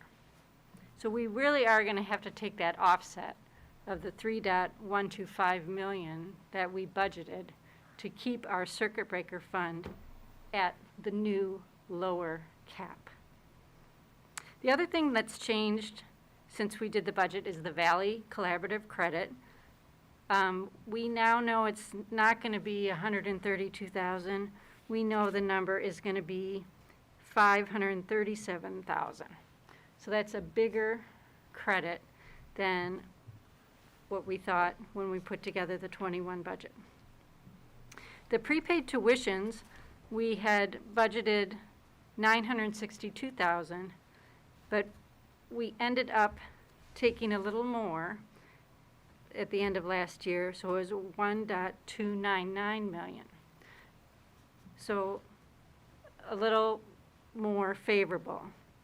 So at the end of the day, this category is going to be favorable than what we originally planned. Now, things can change. We could get more students in. Right now, Amy Reese, you know, she has a pretty good crystal ball, but she doesn't know if we're going to have a move in or that. So conservatively, right now, we know that this category is going to be favorable, and we'll probably have an opportunity to do some one-time purchases to stay within our budget. The next page is about the school choice revolving fund. Even though we don't fund special ed tuitions from this year, I still put it out there for you to see because it is funding our one-to-one initiative. So right now we have $2 million in the fund, and then we are paying, that's the $73,000 for grades 5 and 9, one-to-one equipment, computers, and then $63,000 the lease for grades 6 and 10. So we are estimating at year end for this fund to still be close to the 2 million. It's 1.897. I'm going to pause there. That's a lot of information. It's, as Dr. Lang said, there's no issues with overrunning or having to, you know, make any major adjustments at this point in the year. Questions? I had a question just on, so if we have a teacher take a leave, Yep. the person that replaces them, do they get accounted against the salary account or the long-term sub account? It depends on the situation. So if they're on a short-term leave, and we have a long-term sub in for 90 days, that goes to the long-term sub account. Okay. If the person has a longer-term leave, and let's say they leave for the rest of the year, and then we hire an interim teacher, then that goes to the salary account. The interim teacher goes into the salary account. I was just wondering if at the end we're gonna have a big hole in the sub account if these were all long-term type of things. So that's a great point. The long-term, overall the category is going to be okay. I think the long-term sub-account is going to be a little over, but the day-to-day sub-account and the paraprofessional sub-account is going to be under. So overall that category is going to be on budget or maybe a little favorable. Okay. Good question. Other questions? The next page is the grant and revolving funds summaries. So the top portion is all the entitlement grants. The middle portion is some of the private grants. And then the lower portion is the revolving funds like school nutrition, athletics, school choices on here again. So none of them are in deficit. We're all in good shape. We are going to eat into some of the reserves from prior years, particularly in like the ComEd revolving fund, athletics. So our reserve is going to help get us through this year because we don't have the revenue we would in a normal year. And all of our COVID grants are in here. Yep, they're kind of in the middle, the top portion, the 102, the 1.27 million was the school reopening. And then we got a little one for school nutrition, 10,000. And then the CARES Act, the 113, that's 311,000. That's the one that goes on for a couple years. Okay. So the other two are ending. And then the remote learning technology grant, the 250. And those three that we thought ended, well, we thought they were going to end December 30th, that ended up getting extended. We didn't know that until December 27th. So we went ahead and spent them Yeah, okay. because we couldn't take the chance. Any more in the pipeline, any more that we know of? Dr. Lang, you want to speak to that a little bit on Yeah, that call? We know that there will be funding coming from that latest federal package that passed right around the holidays. The exact amount, we do not know. What they're telling us to anticipate, because it's all formula-driven, is somewhere between 3 and 4 times our ESSA grant. So if our ESSA grant was 300,000, you'd be looking at somewhere between 9 and $1.2 million. We don't know the exact number, but that is supposed to come effective soon, and has at least, which is positive, which has at least a 1.5 year cycle. So we're hearing that it's not going to end until June 30th of '22. So that's going to be obviously helpful to us. That's the only thing I think that's coming our way school-wise under that federal package. There's obviously discussion with the new administration at the federal level. Will something come again? I know even in talking to the manager today, you know, municipalities and towns and cities are hoping for some type of aid. I think it is going to be later this spring, probably the April-May timeframe, before we really see if something is going to come along those lines. But we were able to secure funding in that last batch that came out of the feds. We just don't know the exact amount yet. But on my conference call with DESE last week, they told us to estimate between 3 and 4% of what you previously received, again, just based on the ballpark number and how it's a formula. So that's welcome news. My last question, the revolving accounts turf field, where's that stand, and what are we going to do with that? Right. So right now, there's 116,000 of reserve in the turf field account. We know the, interest in the principal payment is gonna be about 90,000 and really bring down that reserve. And we know that we didn't really, I think we leased the fields out a little bit, and I think about 17,000 of revenue is gonna come in. So we can either let that reserve go down, or if we find we have favorable in the local budget, we can do similar to what we did last fiscal year and come to the committee and ask to help in that new civics category we put in last year, to transfer funds there to help offset the principal and interest payment. I think that's something we're going to have to take a look at, because I think isn't that carpet almost due to be replaced? No, it's actually got some life left in it. Oh, okay, Yeah, good. which is good. I do think that would be wise, when we get to that point in the fiscal year, if we have extra one-time funds, to utilize local funding so that we're not depleting the whole surplus, to make the bond, the principal and interest payment for the year. But, no, off the top of my head, I want to say this is year 7 or 8 of the turf. Oh, And you typically get a good 12 to 15 years out of it, so it still probably has half its life. The contract that we did with the company to do the preventative maintenance on it has really helped. They come in seasonally, check the seams, do any kind of repair work that's necessary. There's like a little black pellet. They kind of beat it up and make sure they add it where it needs to be so that it's not too compact.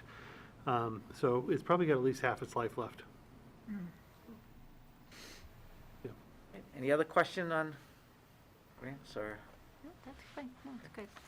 And then the last pages are the student activity accounts for the high school and the 2 middle schools. And it lists the total and then the balance by club. So the high school has 243,000, the McCarthy Middle School has 21,000, and the Parker Middle School has close to 47,000. And then the detail is by club. Any questions on those? I know we've had questions about field trips from last year and reimbursements. Are we getting anywhere with those companies, those travel companies? No, I mean, I do get the question often. We're in communication with the company. Andy, the attorney's office, has sent them demand letters, and they're going back and forth with the company about the deposit refund. The issue that we have, because some parents have asked that, we just reimburse the money and then continue to kind of fight on to get the reimbursement from the company, is that it is student activity funds and it is not local budget funds that paid for that trip. So when the students, raise money and put, let's say, $1,000 in the account, if you get 10 students that each put in $100 and you have $1,000, then the intent of that money going into the account was for the deposit on this trip. We made the deposit for the trip. I know the other fundraising the clubs do also then go into the account, but there was no specific fundraising to offset the cost of this trip not being reimbursed. So you really are not supposed to take funds from a student activity account that was raised for a particular purpose and reimburse it, elsewise. That's the accounting issue that we're having. And you're really not supposed to take local operating funds and reimburse a student activity. Again, it's nominal money in the scheme of things. It'd be much easier just to do that. But procedurally and accounting-wise, it's really just not proper. So we are trying to have Andy's office, our attorney's office, work with the company, try to get the reimbursement. Again, in the scheme of things, I know it's relatively small money to us. It means a lot to the people who don't have the reimbursement. But we really don't have an appropriate fiscal mechanism to reimburse the families at this point because it's not our money. It's money that was particularly raised and derived from that particular interest, and that the money needs to come back and then be dispersed before it goes out. So in any one of these clubs, for example, do they have some type of accounting sheet? So in this particular instance, there is an activity fee, student club activity with a balance. Is there anything in there that could be used to reimburse those students? I mean, I think you just spoke to that, so I'm thinking about, it's under the clubs, like there's a balance of $3,000. Can any of that money be used to reimburse the Which students? club are you looking at? The French enrichment? Oh, the one at 3290? Yeah, See, that 3290 is a positive balance in the fund, right. but that would have been raised for a particular purpose. I don't know if it would have been a different activity, a different trip, something along those lines. So you basically be taking money from one trip to reimburse another, Right. and then that trip is going to be short until you get the reimbursement in. Right, and I guess what I was asking is if they do some type of accounting that says, for this particular trip, we raised this amount of money, and so we know, since this trip isn't gonna happen, we're gonna reimburse people using the money that we raised for that particular trip. Well, there's all kinds of detail behind this, showing all the revenue deposits Yeah. and what it was collected for. Right, And then if there were any disbursements, what it is for, Right. so. so if we know that there's money in that fund that was used for that trip, and that trip didn't happen, why don't we just use that money to reimburse them? Because the backup doesn't, it isn't, the backup says differently. Okay, The backup says, this was meant for this trip, okay, and then the expense says, this payment was made for this trip, and then if we don't really have the authority to change that documentation. okay, I see what you're saying, okay, I got it now. Yeah, it's not, I think I missed what you were trying to say originally, but I think the two of you worked it out. If we just had the money sitting there for the trip that wasn't going to happen, we would just reimburse the trip. But we paid it up. Yeah, but we paid for the transportation piece of it. So that 3290 that's sitting there was raised for a different purpose. Right, To now take that money and reimburse for something else is just going to leave something else short. right, that's the part I think, I forgot about the Yeah, payout we eventually piece. have to make it whole. Yeah. And, that's what we are, trying to go through our legal avenues to be able to do that. It's very disappointing that this happened. On a larger scale, this is a relatively small amount. Again, on a larger scale, we were pretty fortunate with our big trips, like the overseas trips, that, we were able to get most of the funds back for those trips, or kids could decide to defer a year and go on a different trip. We're kind of lucky on that front that we didn't lose out. Those bigger companies did come forward and we'll even work a deal with the state to reimburse most of the districts and the schools for that funding. This is a particular, just a standalone bus company. It's not like a bigger kind of travel company, and we have been having trouble getting the reimbursement. Any more questions on activity accounts? Great, thank you. Thank you. Any overall questions on Joanna's report?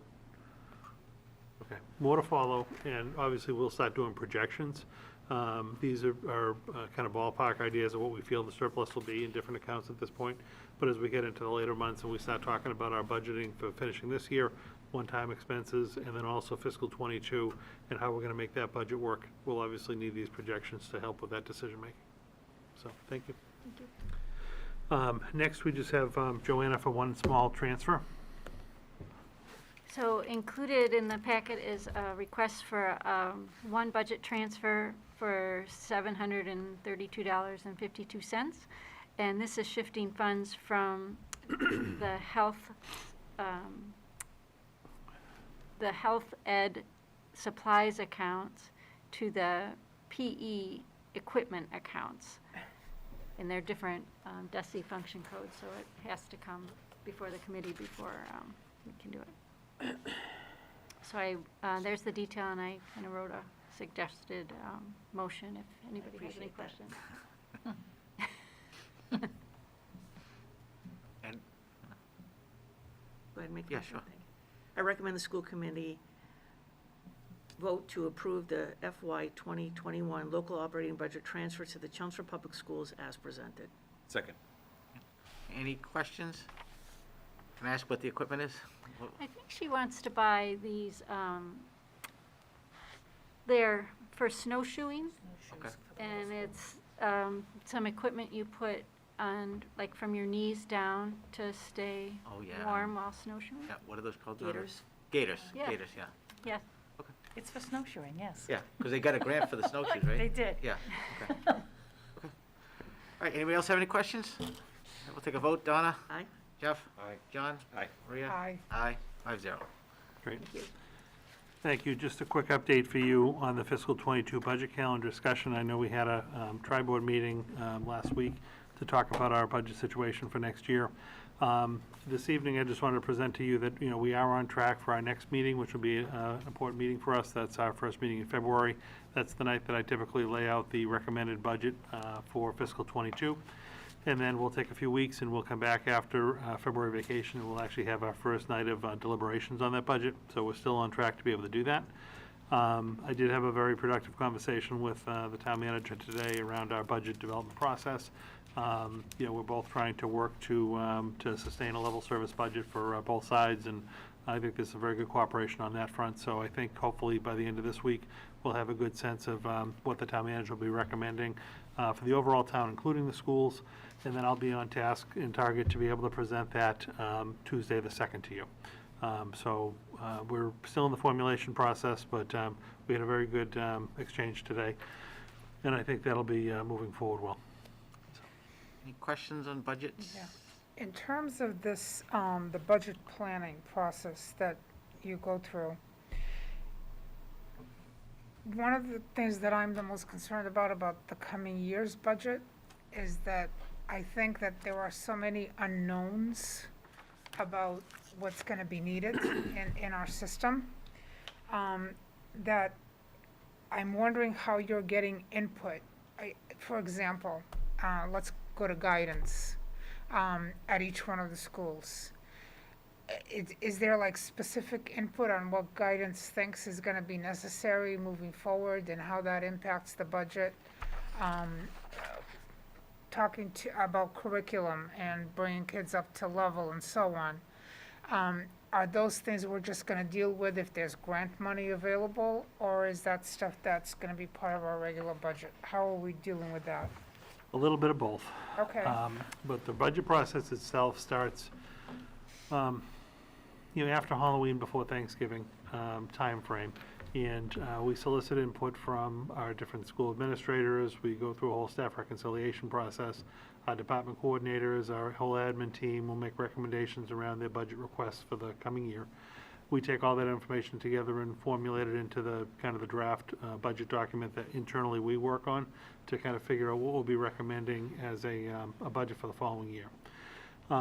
The budget itself actually does have a few resources in the current budget that will roll with the level service budget to next year that actually weren't fully utilized this year.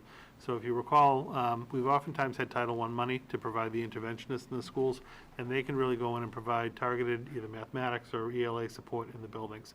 You know, we added a line for tutors in the local budget this year, and just because we've been having difficulty, obviously, hiring staff, and we haven't had the in-person contact to be able to really fully implement that program, there will be some additional resources next year to be able to help with that front. We haven't fully utilized that new initiative. I am aiming with our local budget to have that, again, in the town of the same, be basically a level service budget, provide all of the services and staffing levels that we've provided the current year, next year as well. And then we will be looking at that federal money, like we mentioned, the ESSER money, to kind of fill the gaps. So as we determine this spring, we're going into, have we already completed the second diagnostic for iReady, say? We're in the middle of it. But we'll get that second one, we'll get a third one, and we'll really be able to identify like where gaps may be, so that we can take that targeted assistance grant money, say the ballpark $1 million from ESSER that we know is coming, and then also, if we do end up getting money in April, May, or June from another round of stimulus, and we can target that towards our specific needs next year. So I think we are going to rely fairly heavily on the targeted money, the grant money, to really provide some of those one-time interventions that may be necessary to fill some of the gaps. I think our local budget is going to provide that base, which I think is very important to continue our programming. As has been mentioned, you don't want to really see peaks and valleys in your budget because you go one year with a lot of services and then you have to adjust to less. So we have been very fortunate to be very stable budgeting-wise, at least the last 3 or 4 years. And I do anticipate using that grant money to basically fill the holes and provide the targeted support that we need to in the district. Okay. Thank you. Okay, other questions of the budget?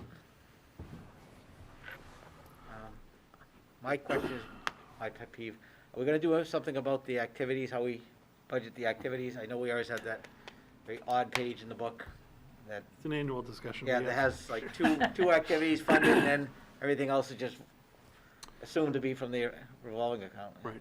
We're looking at it internally. We're going to try to do something with that. The history on that is just that there are certain clubs that have like set fees or almost like a membership type thing associated with them. And throughout the past, they've gotten included just as line items in the budget as opposed to having the funds just be like on account overall with the clubs. It does look funny. We do talk about it every year. So we're going to take a look at that and see how we could maybe better Kept it in my reflect notes that. for a year, just to. It was probably in last year's too. Probably. Because it's been there for a couple of years. It's not a bad thing, it's Yeah, just, right. it's odd that that's how it was accounted for, but we'll take a look at that one. Something came up in the tri-board, so in terms of our chapter 70 money, we didn't get that, was it $50, whatever, per student last year that we would normally get? Usually the minimum is 30. 30. It's like a Yeah. guaranteed 30, but no, as the town manager presented last year, we were level funded. Okay. And we did not receive an extra, well, I mean, sorry, for the current year that Yeah. we're in, we didn't receive an extra 30. And it's projected the same thing for next year, so. Well, we don't fully know, Okay. because at this point in time, they are still talking about minimum aid increases, but we don't know what's gonna happen with the House or the Senate budget. I do think just based on formula, the most we'd ever get is the 30. I don't see that changing dramatically. So you're talking like a $150,000 swing. I think Paul is using just no increase at this, but, Just don't get me going again about. well, I know, this. but It's ridiculous. we're just gonna use the level funding amount. Yeah. Because again, it doesn't throw the number off that much.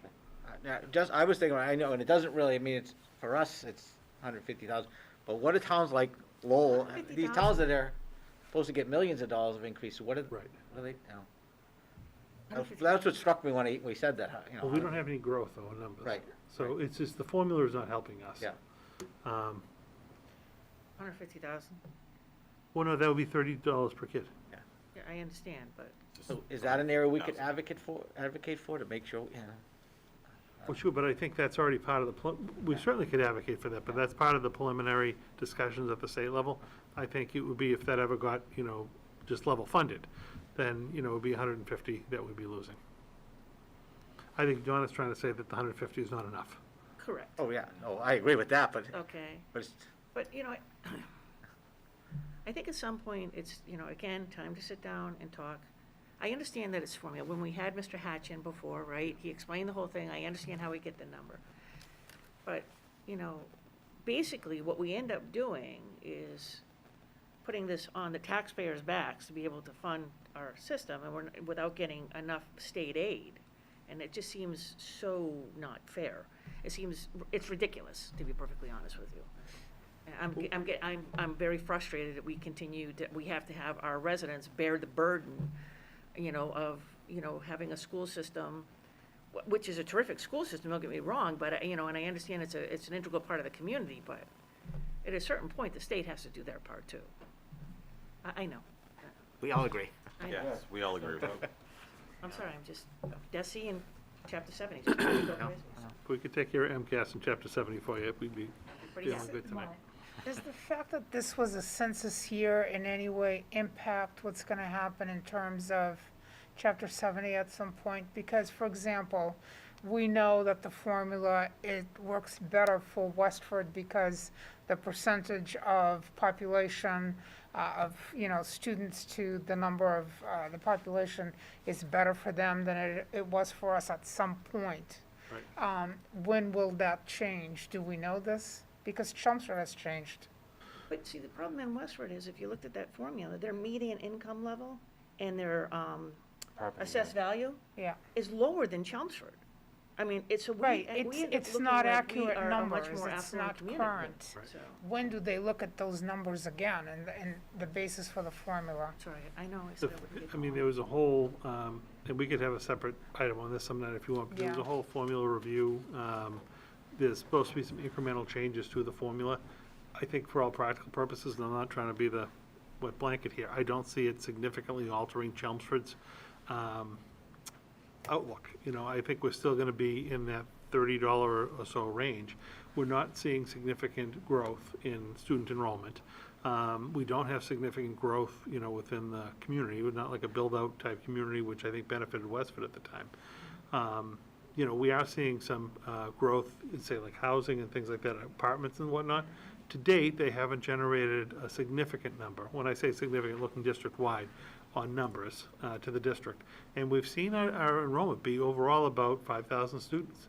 Goes up a little bit, goes down a little bit, but, what we're seeing at the elementary level is certainly starting to increase. So I do think, again, it's just not like over the next year or two it's gonna help. But I think over the next, 6, 8, 7 years, it's gonna start to increase. What's hurting us right now is at the high school level, it's still dipping a little bit. So we're balanced at the 5,000, which is what we're basically getting the Chapter 70 funding for. I do think we should continue to advocate. There's a realistic piece, though, that's just tied to the formula, and unless the formula were to change, I don't think we can be projecting, more than, unfortunately, that 30 ahead right now. Now, we're not alone. We're in a boat with several other districts. Is there any way to form a group, a coalition, a stronger group that can advocate for this? I mean, when I first came into this, and we went up to the State House, which by the way, is that going to be virtual this year? Haven't heard. It is for my immigration group. I don't know if it's gonna be for schools. But if it is gonna be virtual, we should definitely attend it. Right. But maybe we can form some kind of coalition or work on doing that, because there's always strength in numbers. They have And we're all in the same boat. 120 towns and communities, I think it was back in 2005, 2000, the Suburban Coalition was a driving force behind trying to get these cities and towns that were, way underfunded, that was just way out of whack. That would be good. They've been working on it ever since. I mean, the Suburban Coalition no longer exists, but it still continues to be an issue that, everybody's been pushing forward. No state rep is gonna vote against their own interests. If the formula benefits them, they're gonna continue to vote to keep it the way it is. Right. Yeah, I think the problem is if you've got one pie and it's just basically allocated by formula, unless the pie were to massively expand, and even when it does, you still see everyone wanting their percentage of the pie. No one says, well, give so-and-so a little bit more because, I can do without. Right. I think that's just a constant struggle. I think, the state still is gonna take a number of years to even build in those different items in the new formula that they wanted. I know there was an ELL component, there was a SPED component. Low income. The low income, we're still not even seeing the full, the transportation reimbursement on SPED. I mean, it's gonna take years to even get that going. I definitely think there should be continued discussion and some type of a coalition or whatever to keep the discussion going, just for all reasonable, kind of practical purposes. I just don't see a significant change over the next year or two for us, looking at our enrollment. I think when there was something passed last year, unfortunately, I think that it has a review of 10 years is the next time that they would take a look at it. Whatever, the bill that Governor Baker signed, I think the next time that they do some type of assessment or review is 10 years out, which a lot of people felt was too long, if Yeah. I'm not mistaken. I think it is 10 years, right? I don't know I think it is, and they wanted it at a shorter period of time, but I don't think it passed. I don't recall the length of it. I mean, we certainly can look at that, and even once we get through the budget a little bit, have a night and Roger Hatch obviously spent a lot of time analyzing our community last time. It would not be a significant lift to ask him to go in and just put in the current year's data and even the 22 projected data and redo his charts and analysis for us, just to keep the discussion going. That'd be relatively easy to do if you'd like to for sometime later this spring. And then we can invite our reps to that. Sure. All right, any other questions on the budget? Okay, great. Okay, so we'll gear up for that presentation at our next meeting. But thank you, Joanna, for all your work on Thank you. putting this one together. Okay, so we're going to go to COVID. We're going to move into a couple of recommendations for a couple of revisions to our current practices, and then the next item, I want to talk a little bit about the COVID pooled testing initiative for you guys.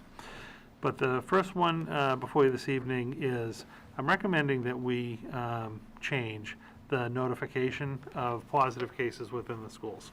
And just as way of background, when we opened up the school year, we said that every time there was a student within the school community, so that included anyone who was physically present in school, anyone who was a remote learner, anyone who was associated with that school, if they ever were diagnosed with COVID, that the entire school community would get a letter.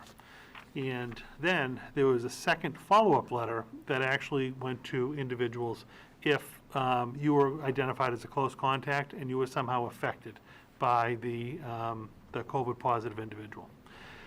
In the early stages at the high school started to get a lot of notes just because we actually had a lot of outside of school individuals testing positive that didn't impact the school community, but people were still getting the notes.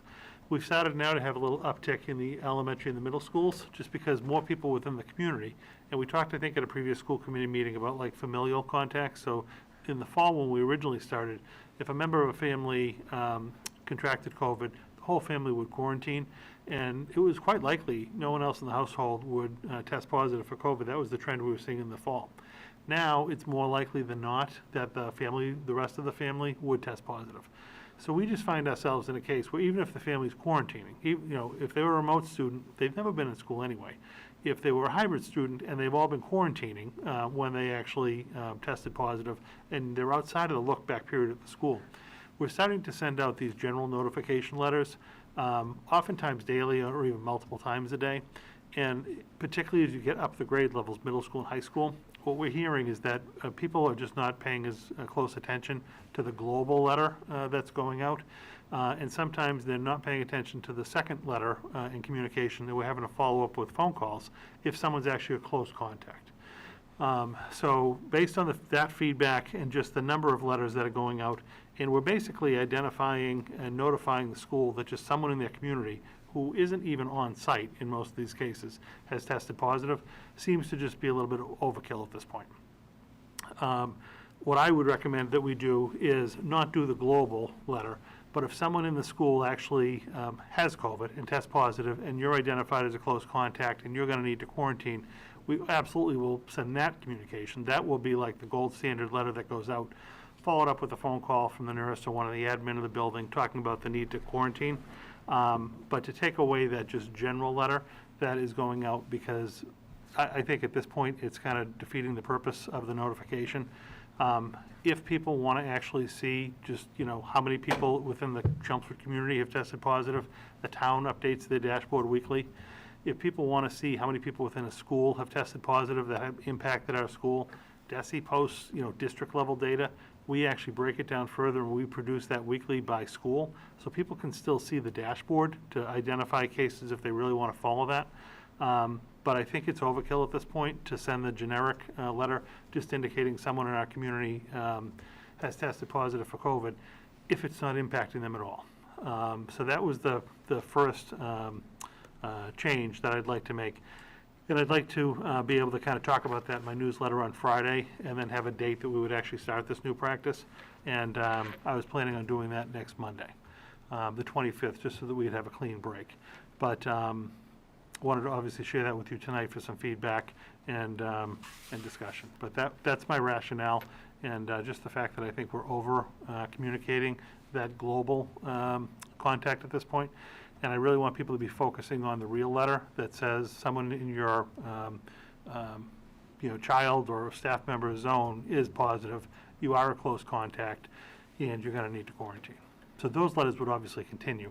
It just wouldn't be the overarching someone in our community, who doesn't impact you necessarily has COVID. Any thoughts on this?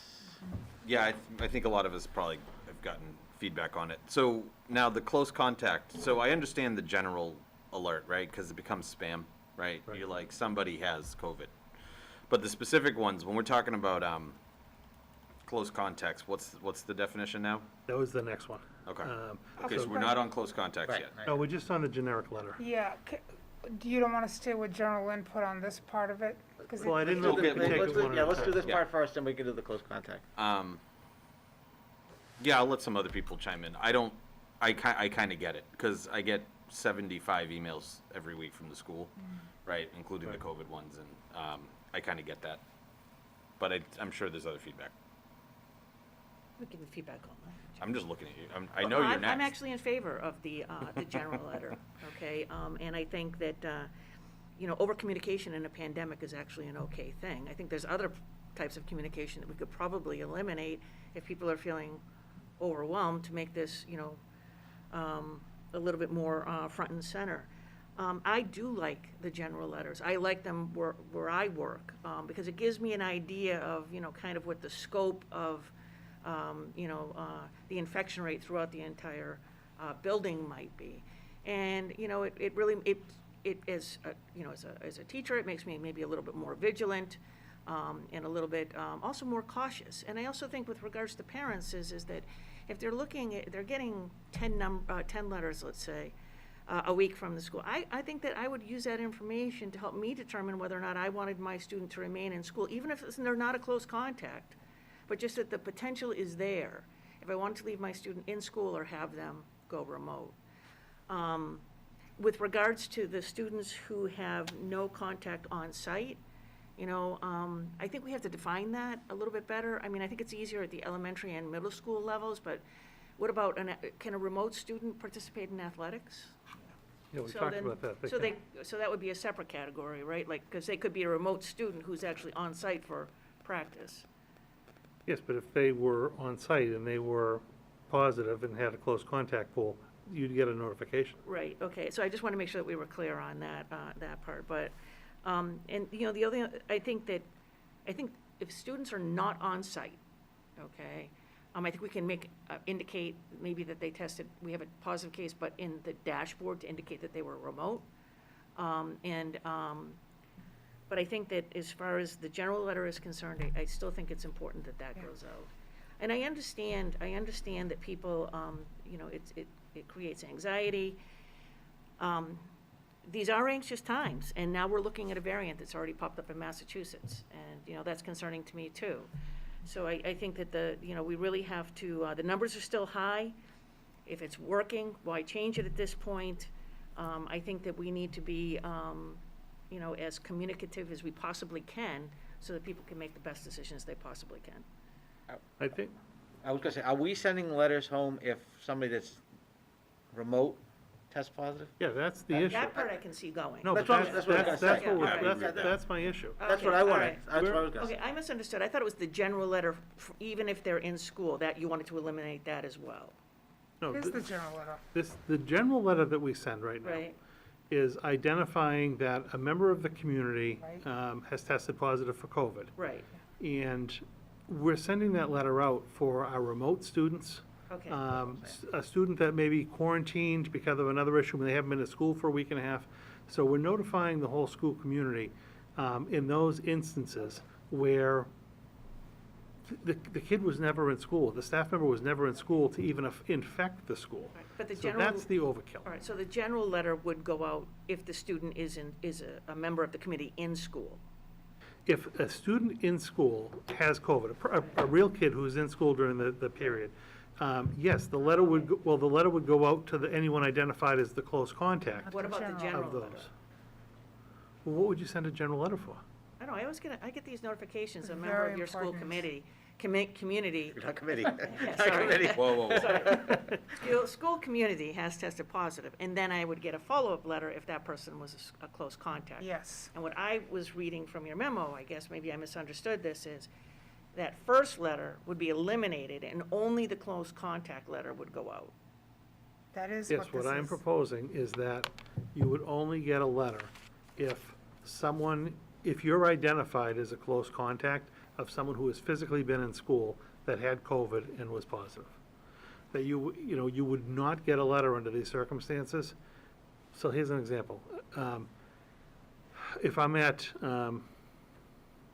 McCarthy, all right, as an example, in the 5th grade, and a student in the 8th grade that has nothing to do with my class or whatnot, I'm not a close contact. If that student in 8th grade tested positive for COVID, the student and staff who are identified as close contacts of that student would receive a letter, but me, just as an average kid in 5th grade, who had no contact, who wasn't in proximity of the student under the definition, wouldn't receive a contact. Yeah. Wouldn't receive a letter. That's what I thought I understood.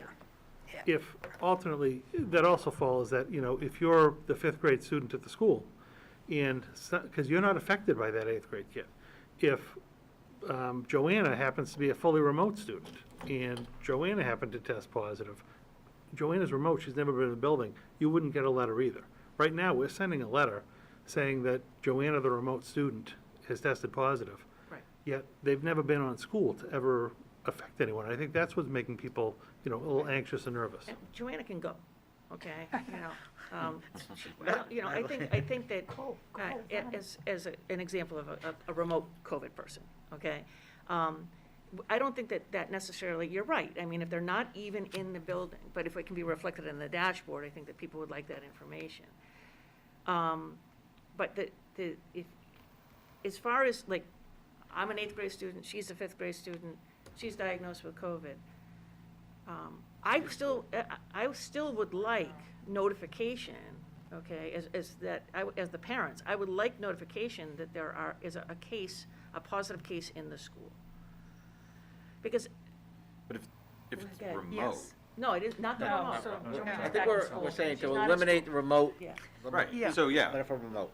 Okay. What I think Donna was saying is that if there's a case in the school and it actually affects the school, because this is what we've all been kind of looking at, even my dashboard just shows the number of cases that actually affect school. Right.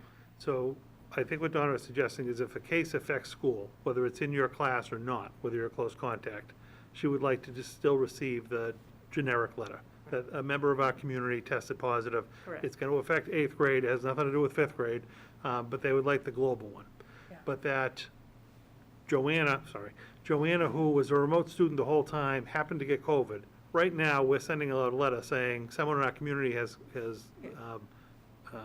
COVID, but they've never physically been here, or they haven't been here during the window, that those letters are not necessary. Right. But it'd be reflected in the dashboard. I mean, the data will be reflected somewhere, I hope so. because it's still positive.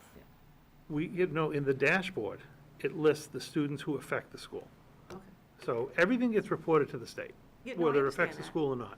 Yeah. And then the state works through case by case to determine, with our Board of Health and with Peggy, which cases actually impact the school.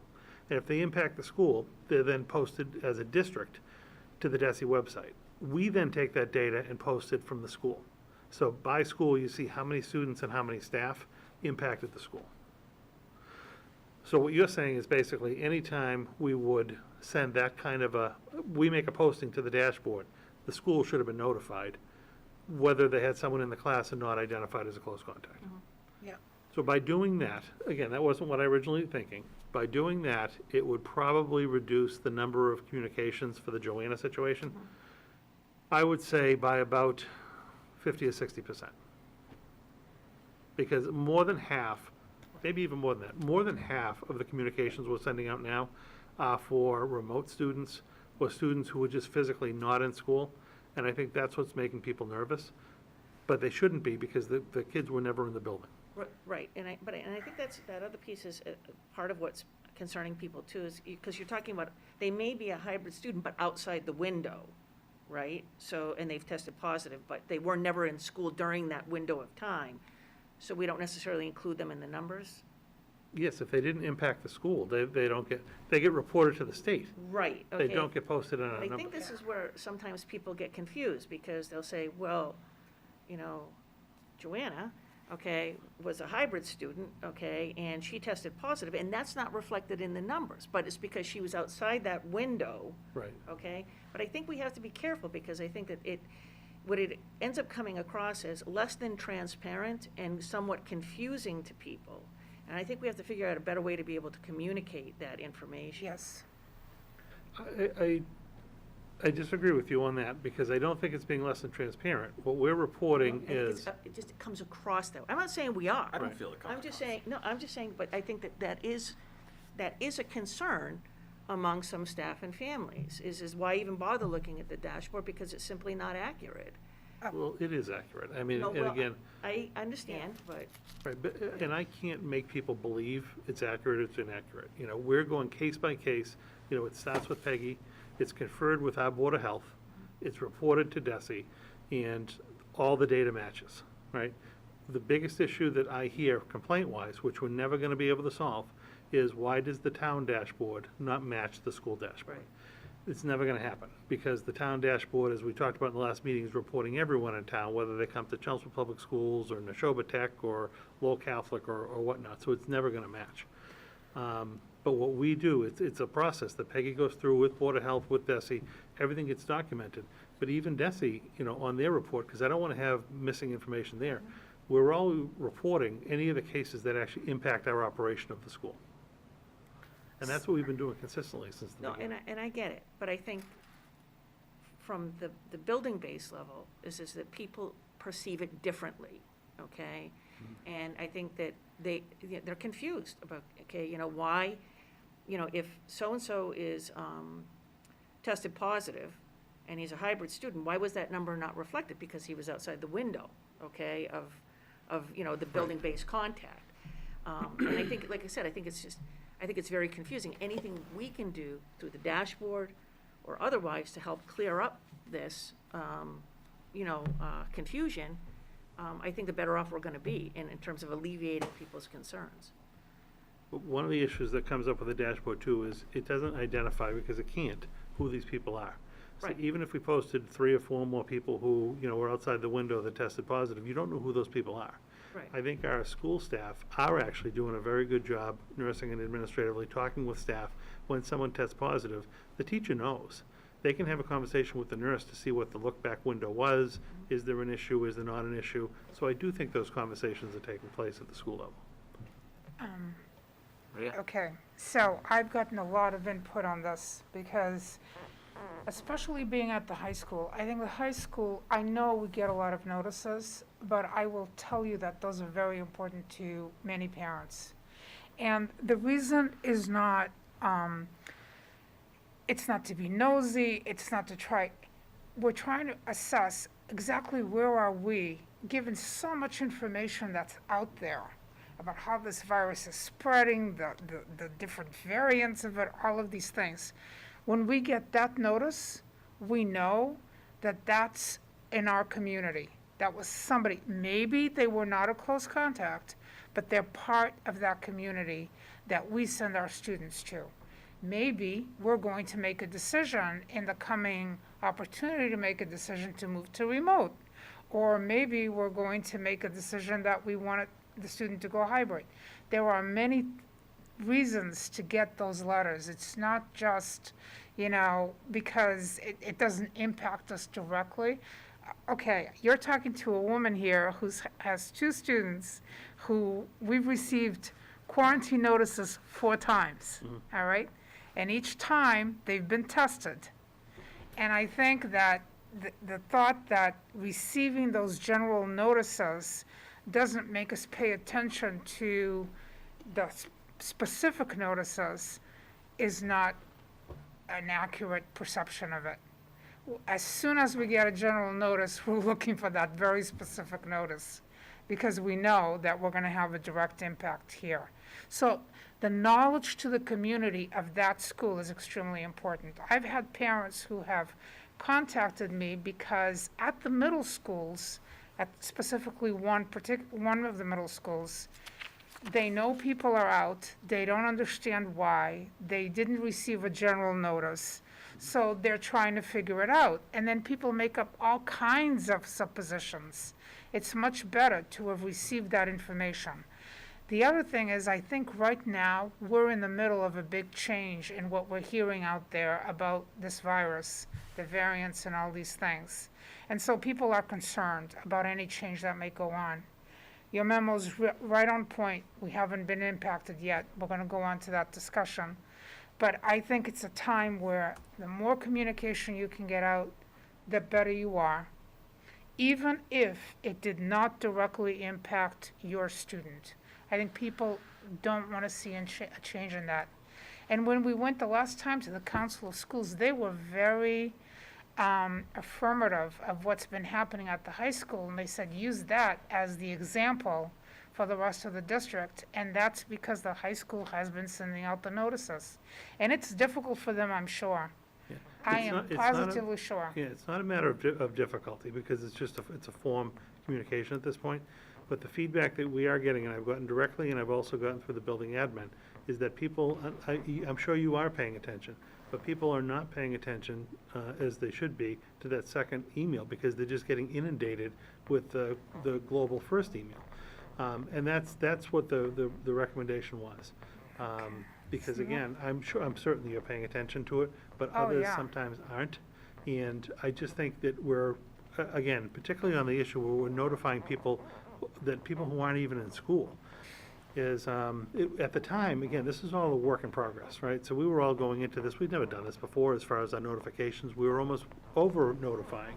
And we'll talk about later, over identifying, close contacts. That's my issue. I just want people, when they get the communication, to take it seriously and to be looking at it and to make sure that they know, okay, I got this, I'm a close contact, I've got to quarantine, I've got to take action. Yeah. Instead of, just getting that, because they all look similar, just getting that email and deleting it because they think it's just the daily email saying someone in our community has COVID. That general communication, I think, is so important. I don't want to hear it from my children that they have noticed on Facebook, it's not Facebook, whatever it is, Facebook is the old person's whatever, but they in 2 minutes will know what's going on, Right. supposedly, through social media. I am not looking at all of that social media. I think as a parent, I want to be informed directly from the source, which I consider to be the administration that's running the school.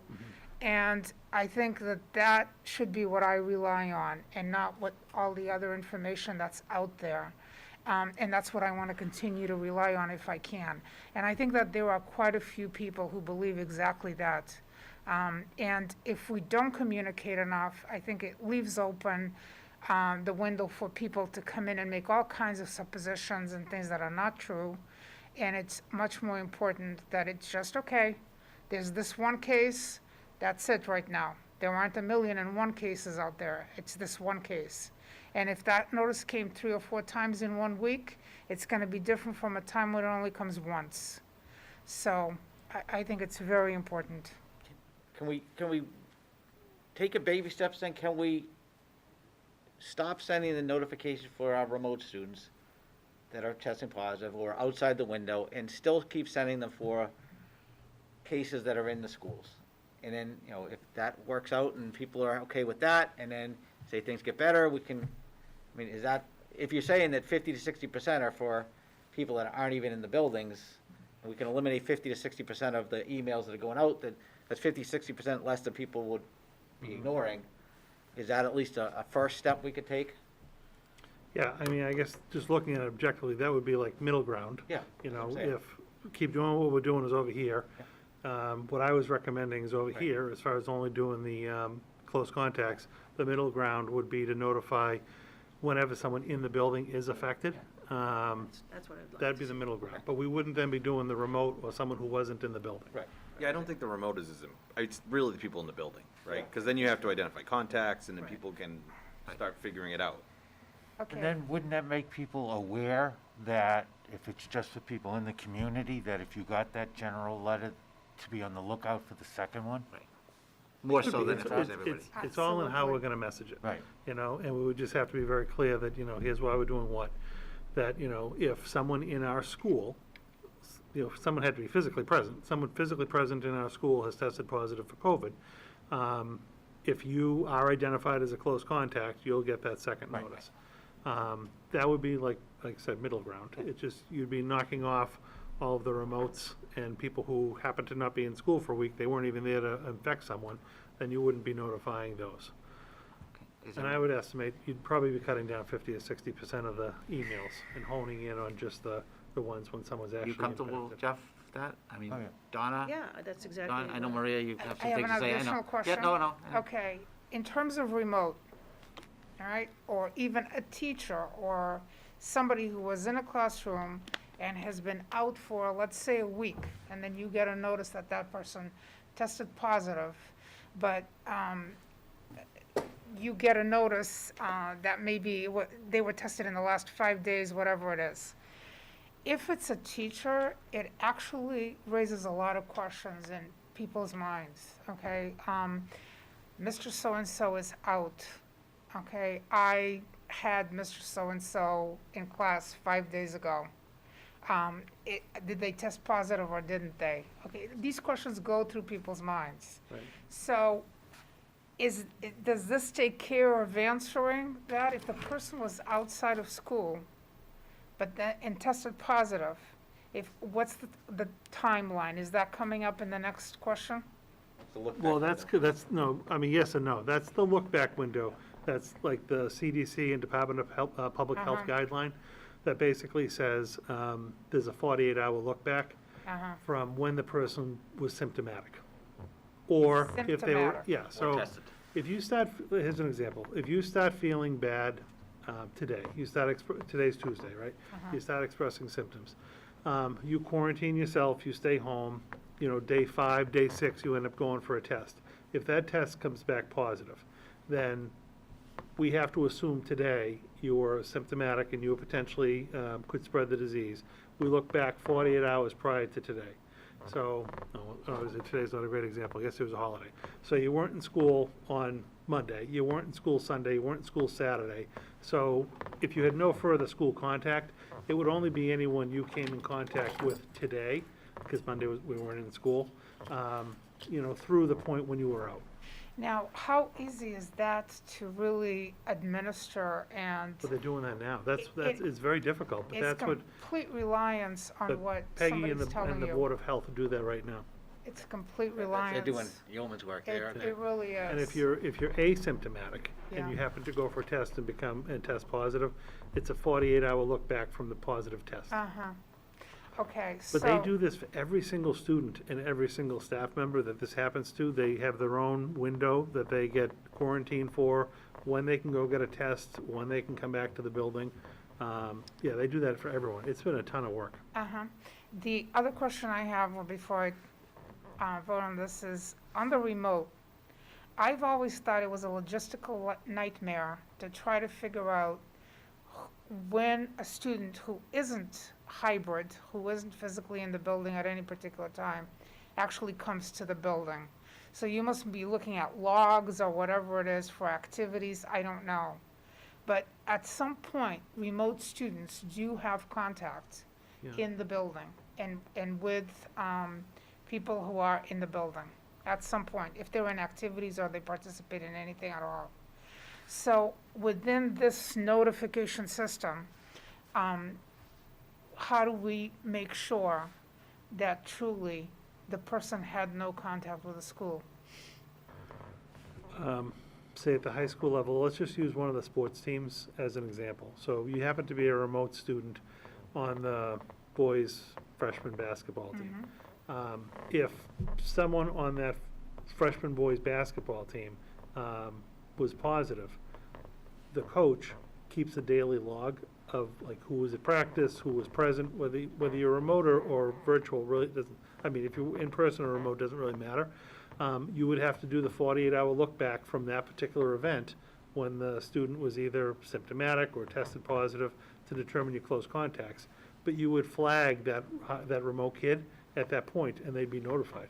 Okay, so in our list of students at the high school, we know that student A participates in basketball, blah, blah, blah, blah. We have all that listed. Well, the teams keep it. It's kept by team. It's by student, and it's By listed student, there. by team. Say that again? It's kept by team, by student. Okay. So that means that if student A is remote, but tested positive, okay, and is within that window of notification and so on, we're gonna catch that. Yes, because he would have been at the team practice or the team game, and Okay. he'd be flagged. Yeah, Alright. so Peggy and the Board of Health get notified whether the student's a hybrid student or a remote student. We get all the data on the kids. And they would then have to do the look back to figure out, is this kid hybrid, are they remote, do they participate in a club or a team? They do that for every case. Okay. Okay, so as far as notifications, are we comfortable with the middle ground? Do we have to vote, or we just kind of, what do we I do? honestly didn't think it was gonna be this much of a discussion, so it was just, that was just what I was planning on doing. Okay. If you kind of just general consensus are okay with that middle ground, Middle ground? I'll, I don't think we have to vote, I actually think. Right, it's just a our recommendation. Yeah, a recommendation. for I did- you that's to why I take asked, into yeah, yeah. consideration. So, Right. we recommend that we go with the middle ground. yeah, I agree, right? I mean, everybody agree? I think we're on the same page, Ed. okay.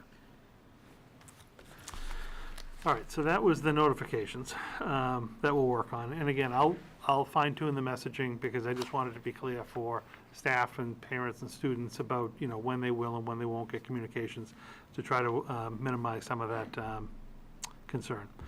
So the next issue that we've been talking about a little bit since the beginning of the school year is we adopted, prior to the start of the school year, a very broad definition of a close contact. In hindsight, there's no district who has adopted this definition that I can find. We wanted to be very cautious. What we call the close contact is any individual who happened to be staff or student in a classroom with someone who tested positive for COVID.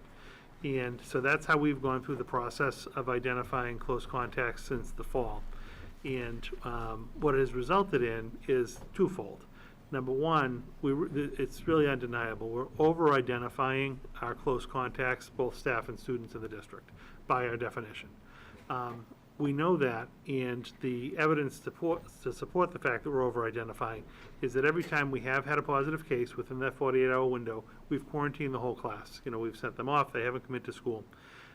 We have not had a single case since the fall of any of those individuals, including your daughters, Yes. any of those I've got individuals evidence. who have got to go get a COVID test themselves, coming back positive as a result of that in-school contact. You know, alone, we've had over 125 teachers over the course of the fall and winter get identified as close contacts because of our definition of just being in a classroom with a student. Every single one has tested negative as a result of that school contact. We've had, I don't have the exact number, but it's over 500 students that we've identified under our definition as a close contact. They've all had to quarantine. They've been offered, you know, testing, and we've done all that data tracing. We haven't had a case come back positive. So what that says to me is, again, we are over-identifying. I'm not sorry that we did it in the beginning, because we really didn't know, getting into the school year, what our definitions were gonna be like, or who we were gonna be capturing in our net that we kind of cast. But that we have the 6-foot distancing within the classrooms, which is the recommendation. We've been very aggressive on our sanitation and cleaning of the classrooms, wearing masks, the whole 9 yards.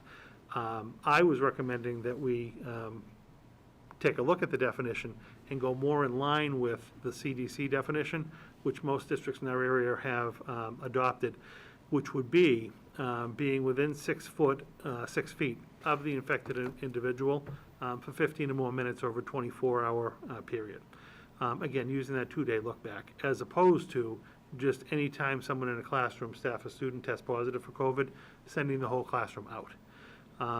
In an effort, again, it is, and I've heard this from staff and I've heard it from students, it's very disruptive. No one wants COVID, but it's very disruptive when you are quarantined for 5 to 10 days. You need to go get the test or whatnot. And we have the data that says, no one has tested positive following up from that. So my recommendation was to alter that practice at this point and to adopt the more in line with other district definition of a close contact, to again minimize the number of people that we're sending out as close contacts for that 5 or 10 days, because again, the data just doesn't support that those staff or students are coming back testing positive. Now, I think there are real concerns, right? Because we did the right thing and we were taking the whole classroom and turning everybody into a contact, and then, right, and all those numbers came back 0. I think there's real concerns, though, from where we were a year ago to where we are now. Not even a year. What was it, March? I mean, it's not even a year. And the cases are significantly up. There's new strains. The new strain that came out of the UK was found in New Jersey or New York, which means it's... And Mass. Was it one found in Mass? Yeah. I didn't even Oh, know. yeah. I didn't hear that. So I think people have valid concerns when we say, let's loosen close contact definition. I mean, we do a great job with cleaning, and we've done a fairly decent job of keeping the students and staff safe. I do have concerns about changing the close contact. And really, it's around, how do you get an 8-year-old to say, well, who did you talk to? Like, who were you near for more than 15? Because they're just not going to know, right? So I do have concerns with this, especially with some of the new strains that are coming. So that's just my thought. And I also think not just the new strain, but the surge. And I don't know, I mean, I know the States has come down a bit, but I don't know if we wait till after vacation, February vacation, give them more time, wait for more vaccines to get out. We've just done such a great job so far. I don't want to get loose. Right. And the thing is, right, and here's the thing, I mean, how many more months of school are left? I mean, why even change it? Let's just ride it out. We're only halfway Well, there. we're not quite at the half point yet. I mean, we've done it, Just feels like a full year. It does really. Yeah. it feels like a long time. But yeah, no, I mean, we've been doing it for half the year. I mean, has it caused harm doing it the old way? Well, I mean, I think, again, what I'm hearing from, and there's both sides, right? But what I'm hearing from staff, who, some do not want to be quarantined for 5 or 10 days, when again, the data supports not a single soul has then come back and tested positive. It's hard to say to them, yeah, you gotta stay out of school for 5 or 10 days, when, based on the data, you're not gonna come back positive. I mean, it's hard for me to tell my kids that they can't see their grandparents, but I mean, that's the world we're in right now. And I understand that, but at the end of the day, we have to protect the people in Chelmsford and the students and the staff. And I get it, we're not testing anybody 0. It's a hard time, and people just have to understand that, and understand that you might have to quarantine for 10 days. My daughter threw up. She got sick. She got sick one day, and we called into school, and we were like, hey, she can't come in. She got sick, and she needs a COVID test. She can't come to school. So she didn't go to school from December until January, and that's just the way the world is right now. And it was unfortunate. It was right before vacation, but she was quarantined because it took 4 days to get the COVID test back. Right. We were all quarantined. I mean, it's just... I get it, and I realize there's two sides. It's just, I do feel, and again, if the data didn't support it, I wouldn't even be making the recommendation. It's just we're excluding a significant number of students and staff from the buildings because of our definition. And I honestly cannot find another district that adopted that definition. We really were very broad. How have they And- done? How have those districts, I just. I was just about, we have the broader definition, Yeah. and we're fine, where I teach, we have the CDC CDC, guidelines, yeah. and, you know, if somebody tests, you know, somebody says, okay, Johnny Jones is positive, they'll go to those classrooms and say, okay, where does Johnny Jones sit? And then everybody has assigned seating, okay, this kid, this kid, this kid, this kid, those are all the kids that are gonna get notified, and the kids that are, you know, if Johnny's in the front, the kids in the back aren't quarantined, and we had no problem. So I'm comfortable with it. I think Yeah. Jeff had a good idea of maybe, you know, putting this on the back burner till maybe Yes. February break, but I am comfortable with these guidelines, because I have seen them in action, and they work. Because everybody does have masks on, everybody is sanitizing, and hope, you know. I mean, I'll be honest, I think kids' behavior is better than adult behavior, Oh, right? yeah. So Yeah, I no, think absolutely. kids will absolutely wear Look at the masks. preschool kids. My son's got a donut mask, The and kids are before we doing go very anywhere, well. he's like, "Where's my mask, Dad? I need my mask." Like, so I get it. Right. But I wanted to just say that I understand people's concerns, and I get it, and I'm a little tepid on it. I'm not against it or for it. Right. I just I like Jeff's idea of just putting it on the back burner Yeah. for right now. That Get to variant February. case just popped up. You know, there was a good article that just came out, and I'll actually even tell you where it was from. Oh, yeah. From the American Association for the Advancement of Science. And they said, whatever numbers that we had, throw them right out the window, Yes. because this variant is introducing something completely different than what we were been accustomed to seeing. And I'd like to get a better handle on kind of where, you know, things are headed with that, as well as some of the outstanding concerns that we have around vaccinations, and, you know, see how the pool testing works and all of those kinds of things before we make any changes. My input is that in this new definition, or the CDC definition, it's also very difficult just to do what you stated, go there and say, this kid sits here, this kid, my girls will go through that too. I don't even know this kid, he sits way in the back at that corner. But I've asked them, and I've asked several other students, what happens when you transfer classes? What happens in the common areas? And it accumulates to that time frame of the 15 minutes pretty quickly. I think the high schools. Oh, much yeah, more and at the mixed. middle school. It's One-way happening. hallways? Do they do the one-way? No, hallway? it's not all. They did. So I think During we need to be class. very careful with that, and we would, Yeah, okay. I agree with Jeff. I That's my agree with first Jeff. reason. My first reason is what he said, the variance and so on.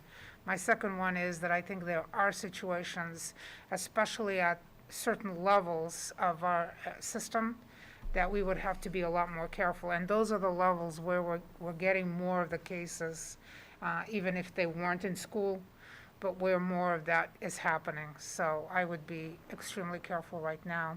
The other thing is, we came up with this definition. That's what people made their decisions based on. And I think if we're gonna give another chance maybe for people to change the method of teaching that they're going to put their students in, then we change the definition. People are stuck with whatever decision is made. If we change the definition now, they're going to, you know, if they don't agree with it, then they'd have to notify you that they're changing their mode of education. Yeah, again, from my perspective, if any of these tests were even coming back, positive, I wouldn't be making this recommendation. When you're looking at over 500 kids and over 125 staff who you've identified as a close contact, and every single test has come back negative, I know that we're over-identifying. Our net is just too wide, and again, that's resulting in 125 staff and 500-plus students not being able to access school, when we know that, again, if they were going to come back, or even a fraction were going to come back positive, I think we'd have to have that discussion. I don't want to not make a recommendation or look at something just because we've had zero cases. I mean, if we had a 10-foot distancing in the classroom, we'd have 0 cases. Who knows if we would have cut down to 5 or 4 or 3. I mean, when we get to our next discussion around like the pool testing, which I think is very interesting, the reason you would even as a district consider doing that is to really get more kids back into school and to be able to have that testing so that you could, have more schooling time, whether it's a longer day, you're adding Wednesdays. that would be the purpose of doing that testing. And I just think that's the direction we have to start talking about getting into as we get further into the winter and the spring. I'm certain the vaccine issue is going to help, but that's only going to help with the staff. I do not see students being vaccinated until the spring or summer months for all practical purposes. We're really working hard to try to get our staff front and center as soon as we can to get them vaccinated. But we're still going to be dealing with some of these student issues through, again, the winter and the spring and the summer months. And I just feel badly that, we're just excluding a group of people when we know the test data doesn't support the likelihood or any instances of people actually coming back and testing positive. So I like that you bring these things forward on a regular basis so that we can discuss them, because I think we owe it to the district to be evaluating on a regular basis about, what is it that we're doing and, what are the next steps. I like Jeff's idea because it does put, a little bit of a hold on this. It gives us a chance to kind of see how things are trending. I think we went down a little last week, or did we go back up again? I think last week we were stagnant. So, it buys us a little bit more time. And to John's point, we're in a pandemic. It's a horrible situation all the way around. But I would rather be safe than sorry. And I know, and I will say too, is as far as in monitoring, this 6 feet for 15 minutes, it's hard, as a teacher in the classroom to do that. It is when you've got, remote students, when you've got hybrid students. As a teacher, I move throughout the classroom, okay? I can't stay in one spot. There's no possible way I can do that. And so I'm coming in contact with a lot of different people throughout the class, so. Stay in one spot, though. I cannot stay in one spot. No, I've tried the 6 feet, the button is right there on your computer, it just doesn't work. So I don't think it's, I don't think it's a great situation, but I would rather wait just a little bit longer. All right, how about we, I don't know, we table this to the next meeting, because, if we're gonna say, all right, this is something we're gonna try to do after February break, we're gonna have to make a decision next meeting, okay, after February break, this is what we're gonna try. Yeah. Table it, this particular close contact thing, bring it back up next meeting, let's see what the numbers are, let's see if this other strain is as virulent as they say, and as widespread as said. Right now, our numbers in Massac are trending down a little bit, and which is great, and hopefully they keep going that way. But, can we table this till next meeting, and then, Yeah, and I if can it's put it something back on for you. we want to revisit, we, Yeah, I think I just want to see the trends. I want to see if this other virus is legitimate and if it's going to start spreading. it's 2 weeks. This 2 weeks is a we should good be able to window. get some good feeling. Jeff's point really continues to resonate with me, which is that it's a community issue. Our community numbers are stagnant, true, but they were trending up. But we have to work as a community to do what we need to do to get the numbers down so that we can get the kids back in school. I just think about, you brought that up twice, okay, since we've started this whole thing. And I think it's important for people to hear that we need the community's help as far as this is concerned. And at the community level, hopefully there's vaccination happening to certain age groups and so on, and that'll help. So I think, things will change, and so I think shelving it is a good idea for a little bit. Do we know anything of vaccinations yet for teachers? No, so on the teacher front, we did collect, I sent a sign-up form out to the teachers to just let them know that we were trying to get them vaccinated as quickly as we can. I wanted to collect all the data that we may need to be able to effectuate them getting vaccinated when they can. So I know I sent that out within like a day. We're inundated, but I think we're up to about 750, 775 staff who've already signed up to take the vaccine by school when we have it. And I talked to Sue Roser and Steve Maffetone today. They got through the first responder wave last week very successfully. There are certain elements they have to hit before they can get to the schools. But we're impressing upon them as soon as they can get us in to get us the vaccine. It will be a local vaccine, so I think our Board of Health will get the vaccine, work with our nurses to be able to give the vaccine to our staff. But we're ready to go. We've got the sign-up list. We've got everything we need. I'm hoping, they've been talking about February 1st as the date. I was hoping by the end of January we might sneak in, but I just don't know the availability of vaccine at this point, and we may have to wait till February. Right. But we're ready. We're as ready as we can be with getting all the information on the staff that we have. Well, I appreciate our proactive efforts in these regards. I know there's some districts that haven't done anything yet in terms of, reaching out to their staff to find out, if they're even interested or Right. have a plan. One thing I do think it's important to mention is, we discuss a lot of things at these meetings. It doesn't mean it's going to necessarily happen right away. But last spring, like we talked about, when do we maybe increase the school day and things like that. And I am only adding this on because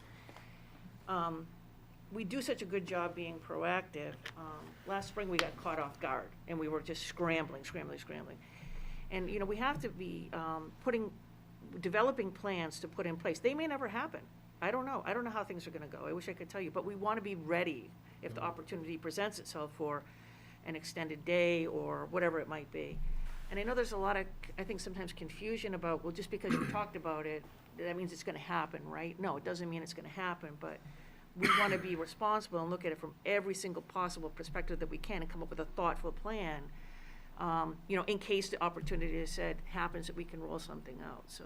I don't think anybody could plan for that last spring, though. No. No, Okay. absolutely Not even your not. wildest imagination Right. could we But, have said, lesson learned, what are we gonna right? do when we have, that was Lesson that's nothing you could learned, do and about so it. now we're taking advantage of the fact that, because we know that something may Right. happen, we wanna have a Right. plan.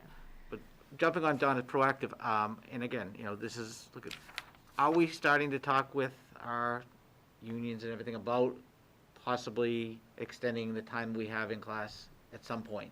Are we having those discussions, or? Yeah, that is gonna need to be negotiated. Right, that's what I was But gonna no, we'll do the formal. We've informally been kind of talking. Okay. I think, they're very interested to hear about the pooled testing, so we can talk about that next. Yeah. I think that all has to be tied into some type of a bigger return to more in-person learning. But, yeah, I mean, that's in discussion. So our admin group have worked and developed plans for moving to the full day, adding the Wednesdays. So we have, we're not quite ready yet to do it, but we have that, the planning ready to go.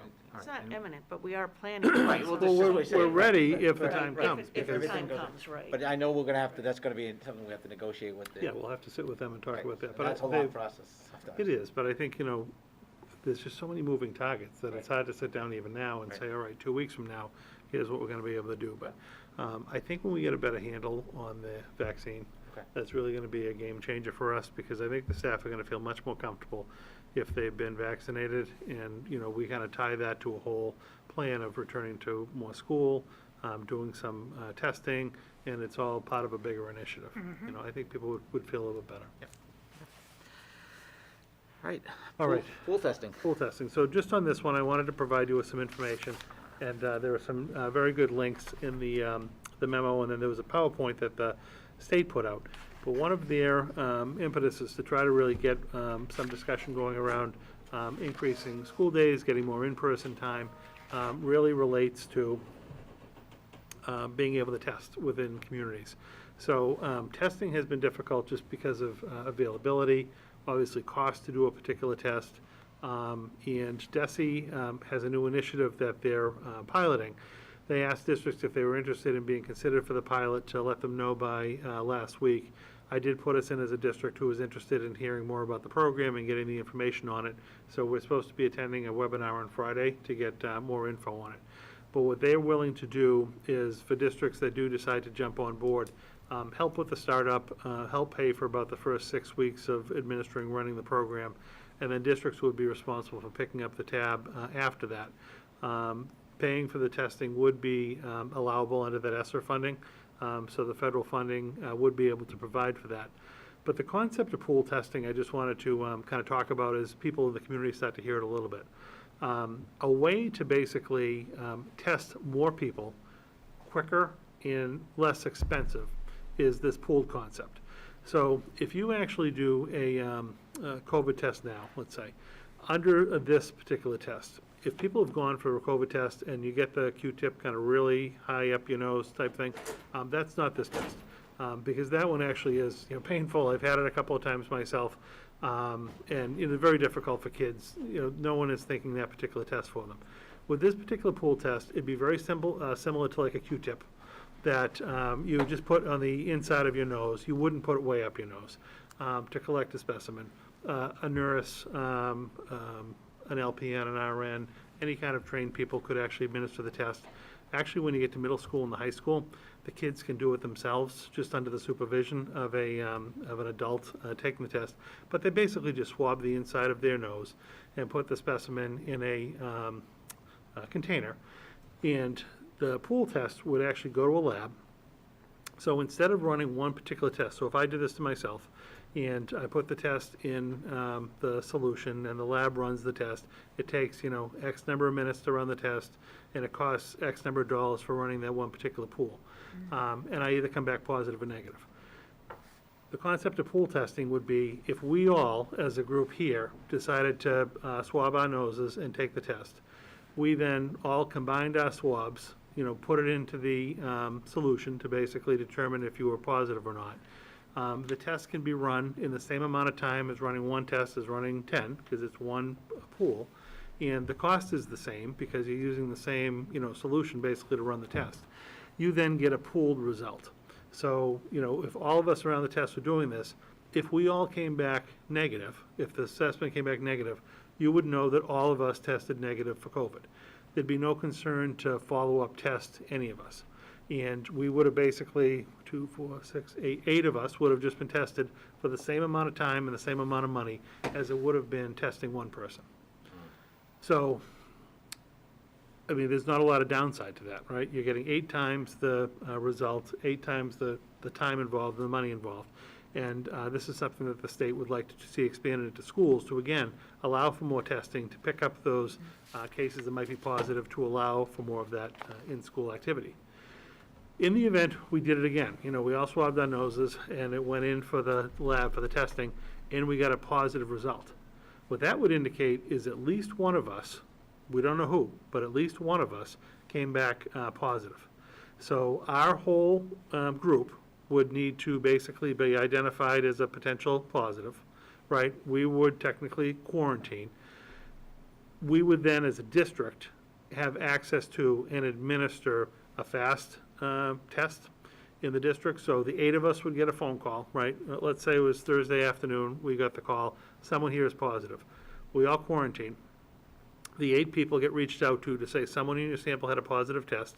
You need to go to X location and take a quick test. So that would be administered by, again, a medical person, a nurse or someone along those lines. We would have the test ourselves, so it wouldn't be like we're waiting 3 or 4 days to go get a test. We've impacted all 8 of us. We would actually have the quick test here, say in the district. The 8 of us would go. We would all take an individual quick test. Those quick tests would be run, and a half an hour later, we would find out which of the 8 of us actually had COVID. And that person then needs to quarantine and go through the protocol, but the other 7 of us could go about our lives and get back to business. So you would get notified on, say, a Thursday afternoon that you came back positive, and be able to, Thursday night, Friday morning, this wouldn't be a long time frame, come to the district to a predetermined location, have that follow-up individual test to figure out who in the pool actually tested positive, and then be able to go on your business. It would be a way, again, if you're testing, say, 5,000 people in the district, it would be a way to pretty quickly and efficiently test the masses to be able to determine your spread. The pool testing works because the vast majority of people are going to test negative. So you're not going to have, if every pool started coming back positive, it kind of defeats the purpose. But if you have a pool of, say, 10, or I think it was up to 25 swabs you could do, if you even, let's say it was 20, times 5 different classrooms, you could be testing 100 people for the cost of testing 5, and in the time it would have costed to test 5, and, likely those 5 are going to come back negative. If not, if one came back positive, then at least you've just ruled out 80 people that you don't have to worry about, and you only have to hone in on those 20. So that's the concept of a pool test, and like I said, I just wanted to kind of let you know that. I did send you some information if you were able to kind of view it or even watch the video. It's pretty interesting and it's pretty straightforward.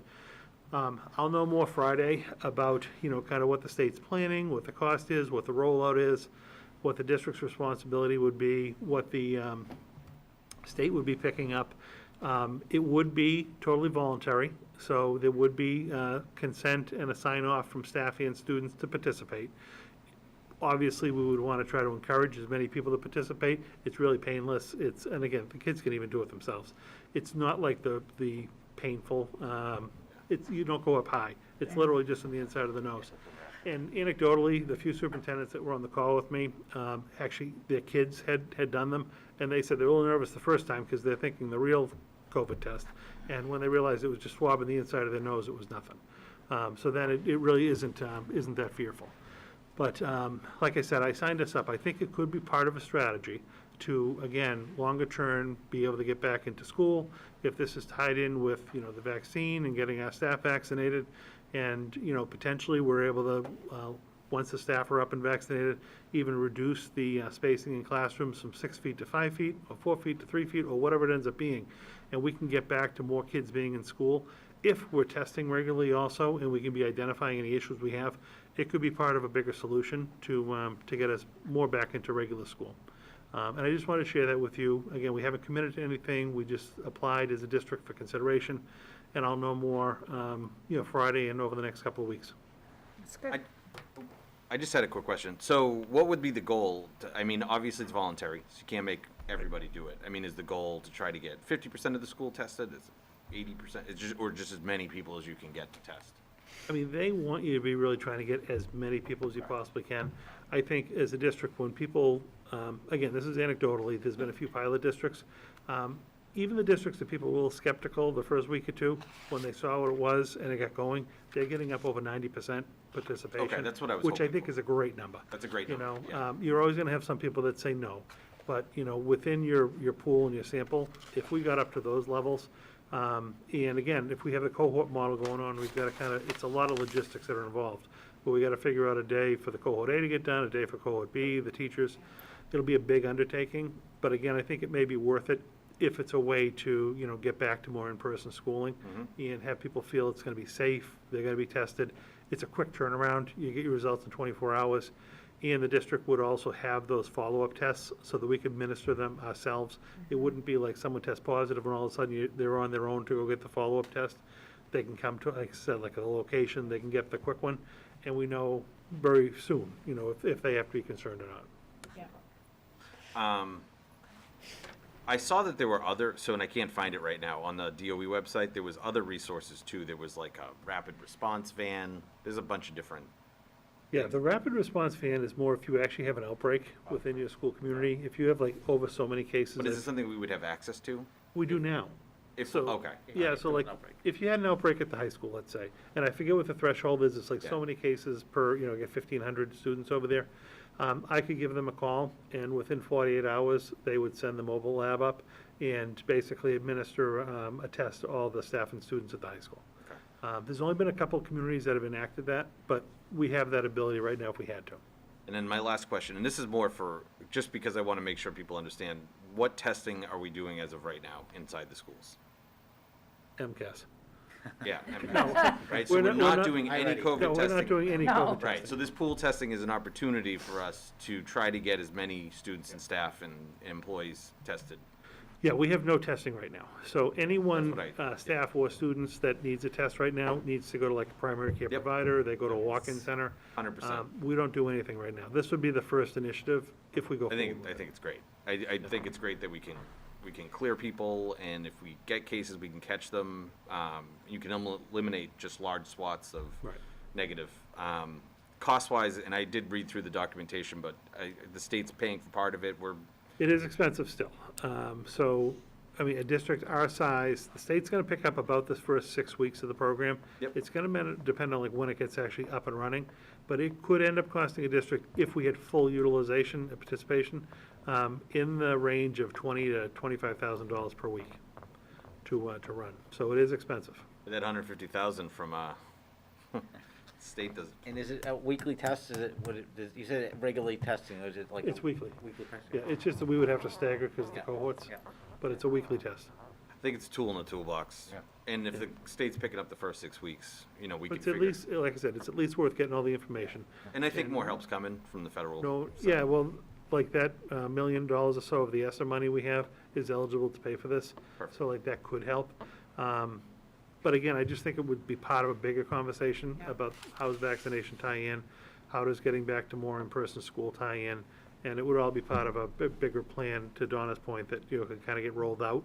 around a particular date, and here's how we're gonna do this and why, and, I just wanted to at least kind of prime this with you tonight, so that you, have the information, you know, if people mentioned it online, you know, knew what you were talking about, and, we could keep the dialogue going.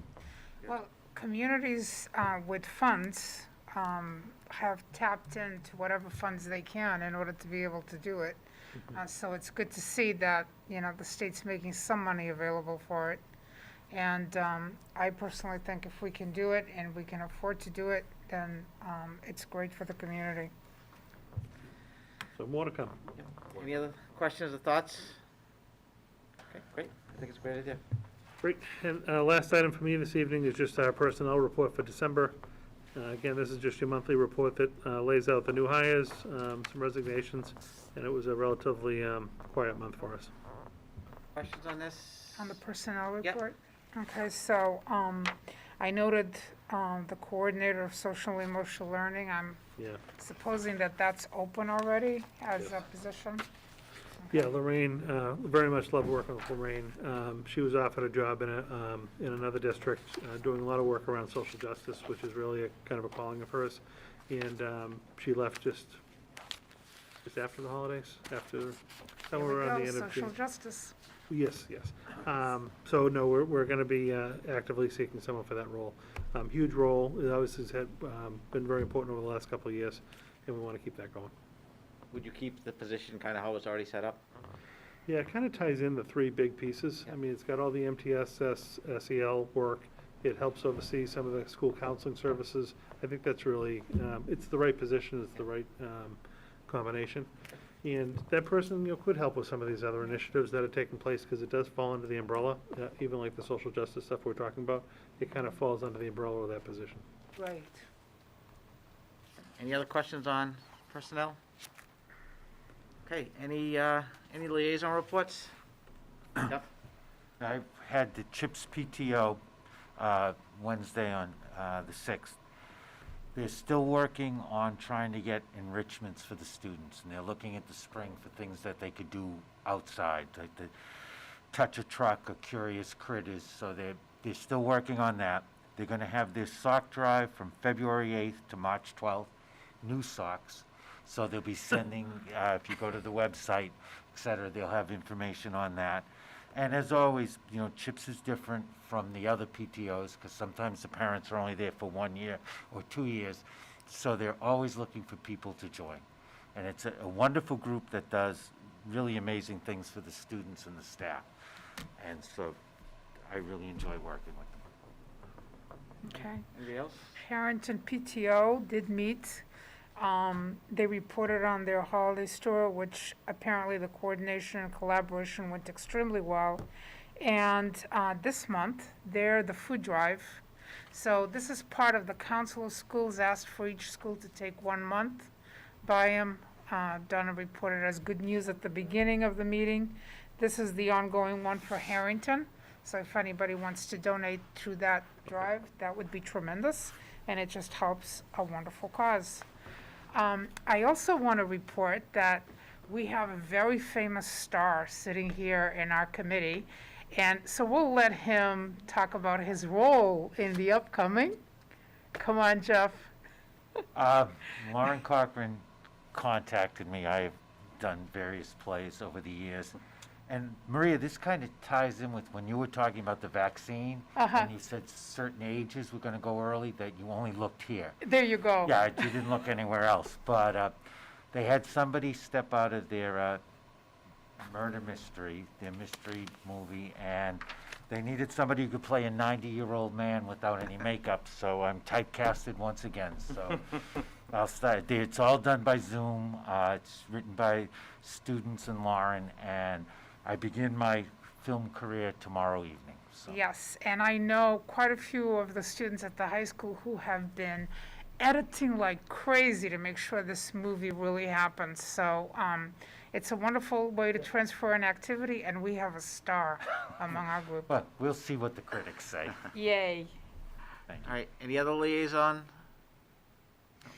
I just have mentioned council schools tomorrow on the 20th, so Yes. I believe tomorrow 7 night. o'clock, is that right? I think it's tomorrow night, yeah. Yeah, virtual, so looking forward to that. All right, any, Seven. yeah, okay, any new items people would like? Coming up? I think we covered a lot. So, A lot. Work, yeah. any further public comment? Just got a couple emails. Elaine Taylor emailed just to advocate for not changing the notification process, and Eric Beauchene emailed in favor of changing to the close contacts. So we have people weighing in on both sides of all the issues, so which is good. I mean, I think we're trying to address everybody's concerns. So, all right. Any other public comments?